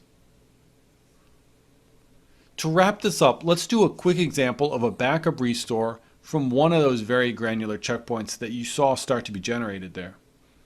To make it easier when kicking off the restore, I'm going to manually tag one of the checkpoints. Now this is just optional, but it's a helpful way to track a particular point in time in the journal. We can see this checkpoint alongside the others now, and I'm going to filter it slightly to limit to the last minute's worth of checkpoints. Now, of course, this is just a simple demo application, but what I'm doing here will make it easy to validate the restore. I'm going to make a post here in our guestbook, and when we restore the application in a second here, this post will be gone. We're just rewinding time back to the point in time just prior to this. And again, we're not restoring from last night or a snapshot that's 12 hours old, anything like that. It's not an old school method, it's CDP. So we're just going to rewind and resume from a point in time that was literally just 30 seconds ago. Now that we have some new changes to our application, let's imagine there was a disruption of some kind, maybe a logical issue or underlying infrastructure problem that required a restore. All we need to do is select the VPG to restore as well as the point in time to roll back to. Zerto doesn't just immediately restore, of course. It goes into a pre-commit state where you can do user acceptance testing or otherwise validate that this is the correct checkpoint to use and give you time to either revert and cancel or go ahead and commit to the restore. And if we tab back to Chrome and refresh, you'll notice that the last post I made is now gone, exactly what we hoped for. It's like Control Z, but for your data center. We've just gone completely back in time to a checkpoint that was consistent across all parts of our application, both front end and back end. This looks good, so let's commit the restore.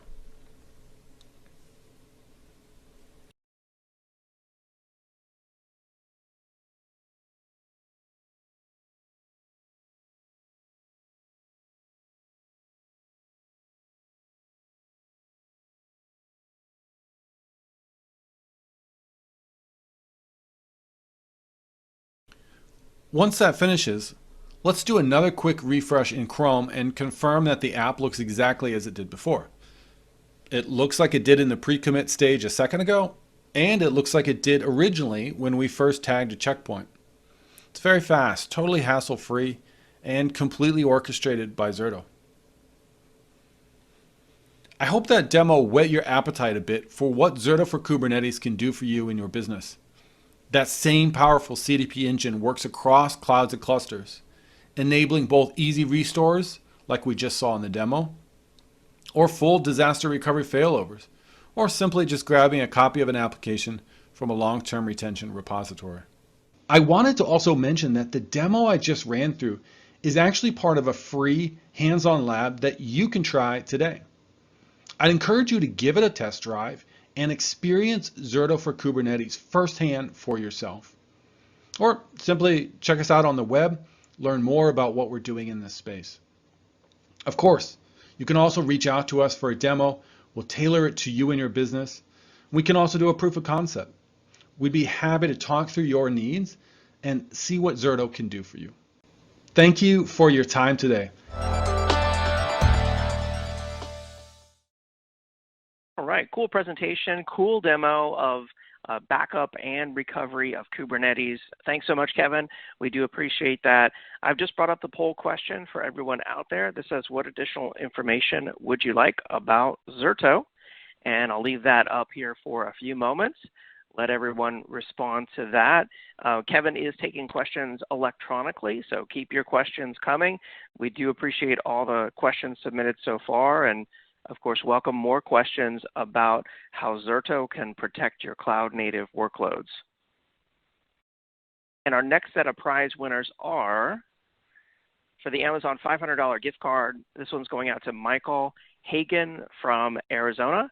Congratulations, Michael Hagan from Arizona. Our 9th Oculus Quest VR2 headset is going to David Densmore from California.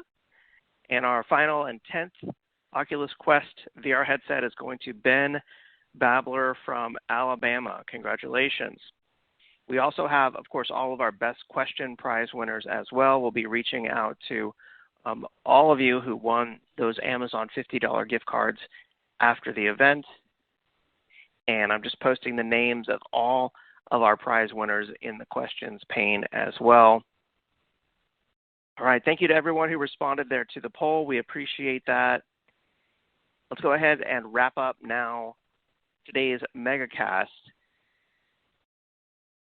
I want to encourage everyone to subscribe to the 10 on Tech podcast over in the iTunes store, where we talk about the latest and greatest in enterprise tech.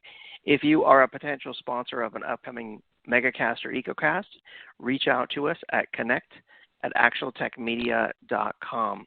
Don't forget to go join the Gorilla Guide Book Club, where you can download free educational IT books. And right after this event, you'll be automatically redirected to our Refer a Friend website. If you'd like to share the great things we're doing here with the Megacast and EcoCast, helping to educate IT professionals such as yourselves, just drop in their their work email addresses, and we would love to just send them a simple invitation. We promise not to send them a bunch of spam. Thank you to everyone who joined us on the event today. We do appreciate your support. Thank you so much to the Actual Tech Media audience. I hope that you learned a lot, and I hope that you have a great day. We'll see you next time. Bye-bye.